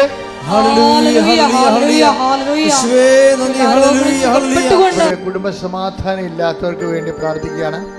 ഭാര്യാഭർത്താക്കന്മാരെ പിരിഞ്ഞ് താമസിക്കുന്നവരെ, ഒരുമിച്ച് ജീവിക്കാൻ ആഗ്രഹിക്കുന്നവരെ, കടകമ്പോളങ്ങൾ കൊണ്ട് ജീവിതം, അതുപോലെ തന്നെ ചെറിയ ഉപത്തൊഴിലുകളൊക്കെ ചെയ്തുകൊണ്ട് അന്നു വേണ്ട ആഹാരത്തിന് വേണ്ടി പരിശ്രമിക്കുന്നവരെ, അങ്ങനെ അവരുടെ ജീവിത മാർഗങ്ങൾ മുട്ടിപ്പോകുന്നവരെ, അങ്ങനെ എല്ലാവരെയും ഓർത്തുകൊണ്ട് പ്രാർത്ഥിക്കുന്ന കർത്താവേ, കുഞ്ഞുങ്ങളെ ഓർത്ത് പ്രാർത്ഥിക്കുന്ന, സ്കൂൾ കുഞ്ഞുങ്ങളെ പരീക്ഷ കഴിഞ്ഞവരെ ഓർത്ത് പ്രാർത്ഥിക്കുന്ന, അവരുടെ പരീക്ഷകളിൽ കർത്താവ് ഉന്നതമായ വിജയം കൈവരിച്ചുകൊണ്ട് അവർക്ക് ഉന്നതമായ ഭാവി വിദ്യാഭ്യാസം ഭാസ്വരമാക്കുന്നതിന് വേണ്ടി പ്രാർത്ഥിക്കുന്ന ശ്രുതികട്ടെ. കർത്താവിൻ്റെ ഉന്നതമായ നാമം, കർത്താവേ നിൻ്റെ വിശുദ്ധ പൗരോഹിത്യത്തെ മഹത്വപ്പെടുത്തണമേ. കർത്താവേ സഭയിലുള്ള സാന്നിധ്യം പ്രകടമാക്കണമേ. അമ്മയെ പരിശുദ്ധമ്മ ദേവമാതാവെ കൃപാസ്ഥാനത്താറെ ജീവനോടെ പ്രത്യക്ഷപ്പെട്ട പരിശുദ്ധ അമ്മയുടെ മാധ്യസ്ഥത്തിൽ കർത്താവെ ഇപ്പോൾ പ്രാർത്ഥിക്കുന്ന ഈ ഓൺലൈനിലുള്ളവരെയും വൃത്താടത്തിരിക്കുന്നവർക്ക് വേണ്ടി പ്രാർത്ഥിക്കുന്നു, ജോലി ഇല്ലാത്തവർക്ക് വേണ്ടി പ്രാർത്ഥിക്കുന്നു, ജോലി തടഞ്ഞവർക്ക് വേണ്ടി പ്രാർത്ഥിക്കുന്നു, ജോലി നഷ്ടപ്പെട്ടവർക്ക് വേണ്ടി പ്രാർത്ഥിക്കുന്നു, പിരിച്ചുവിട്ടവർക്ക് വേണ്ടി പ്രാർത്ഥിക്കുന്നു, സസ്പെൻഷനിലായവർക്ക് വേണ്ടി പ്രാർത്ഥിക്കുന്നു, അവർ തിരികെ എടുക്കുന്നതിന് വേണ്ടി പ്രാർത്ഥിക്കുന്നു, ദൈവത്തിൻ്റെ ഭവനെ രഹിത ഓർത്ത് പ്രാർത്ഥിക്കുന്നു, വഴിയില്ലാത്തവരെ ഓർത്ത് പ്രാർത്ഥിക്കുന്നു, കർത്താവെ ലോൺ പാസ്സാകാത്തവരെ സംബന്ധിച്ച് പ്രാർത്ഥിക്കുന്നു, സാമ്പത്തിക ബാധ്യതകളും ജപ്തി നടപടികളും നേരിടുന്നവരെ സ്ഥിതി പ്രാർത്ഥിക്കുന്നു, കുടുംബത്തിൽ വഴക്കുകൾ, കലഹങ്ങൾ, കോലാഹലങ്ങൾ മൂലം സമാധാനം നഷ്ടപ്പെട്ടവർക്ക് വേണ്ടി കണ്ണീരില്ലാത്ത, ചോറുണ്ണാൻ പറ്റാത്ത രീതിയിൽ വെണ്ണീരോടെ ജീവിക്കുന്നവർക്ക് വേണ്ടി പ്രാർത്ഥിക്കുന്നു. എൻ്റെ കർത്താവ് അയൽവാസികളുടെ ഭിന്നതയും രൂക്ഷമായ മത്സരങ്ങളും കാരണം സമാധാനം നഷ്ടപ്പെട്ടവർക്ക് വേണ്ടി പ്രാർത്ഥിക്കുന്നു. എൻ്റെ കർത്താവിൻ്റെ ഉന്നതമായ നാമത്തിൽ സഭയുടെ അധികാരത്തിൽ കുരിശിൻ്റെ അടയാളം, ദൈവശക്തിയാൽ മാർഗരോഗങ്ങൾ, തീരാ വേദനകൾ യേശുവിന്റെ നാമത്തിൽ മാറിപ്പോകട്ടെ. ശ്രുതികട്ടെ. ഹല്ലേലൂയ, ഹല്ലേലൂയ, ഹല്ലേലൂയ, ഹല്ലേലൂയ. യേശുവേ നന്ദി. ഹല്ലേലൂയ. യുമായി ബന്ധപ്പെട്ട് വരുന്ന വിഷയങ്ങൾ, യാത്രാരേഖയുമായി ബന്ധപ്പെട്ട് വരുന്ന വിഷയങ്ങൾ, കോടതി കേസുകൾ, അതിർത്തി തർക്കങ്ങൾ, ആഭിചാര ഭയങ്ങൾ, വൈവാഹിക തടസ്സങ്ങൾ, മക്കളില്ലാത്ത അവസ്ഥകൾ, മാറാത്ത രോഗങ്ങൾ, കുഞ്ഞുങ്ങളുടെ പലതരത്തിലുള്ള രോഗങ്ങൾ, ഇങ്ങനെ എല്ലാ മേഖലകളിലും കളഞ്ഞുപോയ വസ്തുക്കൾ, ചതിക്കപ്പെട്ട് വഞ്ചിക്കപ്പെട്ടും അന്യൻ്റെ കയ്യിലാക്കി അന്യാധീനപ്പെട്ടു പോയ സ്വത്തുക്കൾ, ഇങ്ങനെ ഓരോ മേഖലകളിലെ വിഷമം അനുഭവിക്കുന്നവരെ ഇടിമുഴക്കം പോലെ ശ്രദ്ധിക്കട്ടെ. കർത്താവിൻ്റെ വിശുദ്ധ പൗരോഹിത്യത്തെ മഹത്വപ്പെടുത്തണമേ. കർത്താവെ സഭയിലുള്ള സാന്നിധ്യം പ്രകടമാക്കണമേ. എൻ്റെ കർത്താവിൻ്റെ ഉന്നതമായ നാമത്തിൽ സഭയുടെ അധികാരത്തിൽ കുരിശിൻ്റെ അടയാളത്തിൽ ദൈവത്തിൻ്റെ ശക്തിയായി ഞാൻ എല്ലാ മക്കൾക്കും വേണ്ടി പ്രാർത്ഥിക്കുന്നു. കർത്താവെ ജീവിതമാർഗം മുടിഞ്ഞു നിറച്ചു പോയൊരു കർത്താവെ, അതുപോലെ തന്നെ പലതരത്തിലുള്ള കുരുക്കുകൾ, സാമ്പത്തിക കുരുക്കളിൽ അകപ്പെട്ടിരിക്കുന്നവർ, അന്യാധീനപ്പെട്ട സ്വത്തുകൾ, അതുപോലെ തന്നെ ജീവിത ദുരിതങ്ങളിൽ കർത്താവ് വെച്ച പദ്ധതികൾ, ആഗ്രഹിച്ച രീതികളിൽ വന്ന പോരായ്മകൾ, പാളിച്ചകൾ, വിചാരിച്ച പോലെ കാര്യങ്ങൾ നടക്കാത്ത രീതിയിൽ കർത്താവ് പെട്ടെന്ന് എല്ലാത്തിനും പാളിച്ച വന്ന പോലെ ജീവിതത്തിൽ എന്ത് ചെയ്യണമെന്ന് അറിയാൻ പാടാതെ അന്തം വിട്ട് നിൽക്കുന്നവരുടെ മേൽ കർത്താവിൻ്റെ കരുണ ചൊരിയുകയും ഈ ഒറ്റ പ്രാർത്ഥന കൊണ്ട് ദൈവത്തിൻ്റെ കരുണ അവർ ആവശ്യിക്കാൻ സാക്ഷ്യം പറയാൻ അവരെ പ്രാപ്തരാക്കുകയും ചെയ്യുമാറാവട്ടെ. സ്തുതിക്കട്ടെ.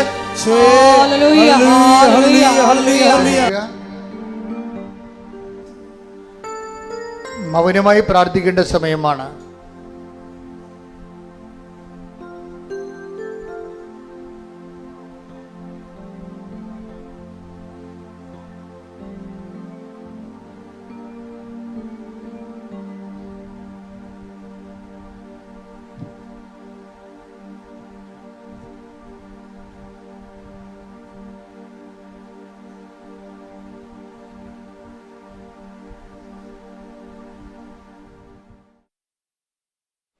ഒരിക്കൽ കൂടി മരിയൻ ഉടമ്പടിയിൽ സമർപ്പിച്ചിരിക്കുന്ന എല്ലാ വിഷയങ്ങളും ദൈവമാതാവിൻ്റെ മധ്യസ്ഥയിൽ ദിവ്യകാരുണ്യ സന്നിധിയിൽ സമർപ്പിച്ച് നമുക്കൊരു നിമിഷം മൗനമായിട്ട് പ്രാർത്ഥിക്കാം.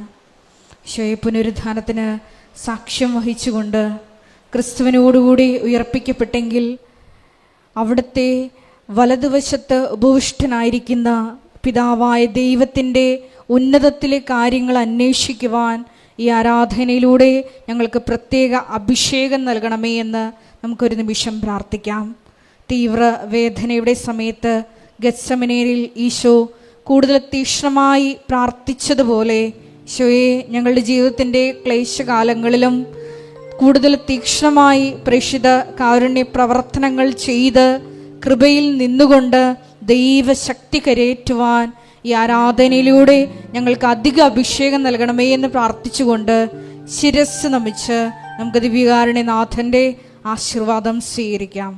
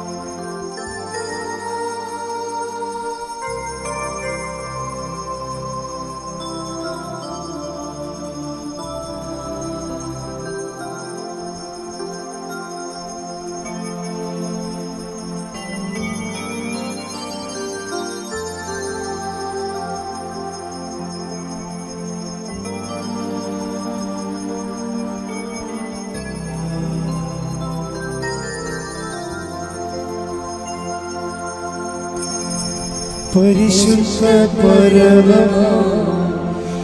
ദിവ്യകാരുണ്യമേ, എന്നുമെന്നും അങ്ങേക്ക് ആരാധന. പരിശുദ്ധ പരമ ദിവ്യകാരുണ്യമേ, എന്നുമെന്നും ആരാധന. പരിശുദ്ധ പരമ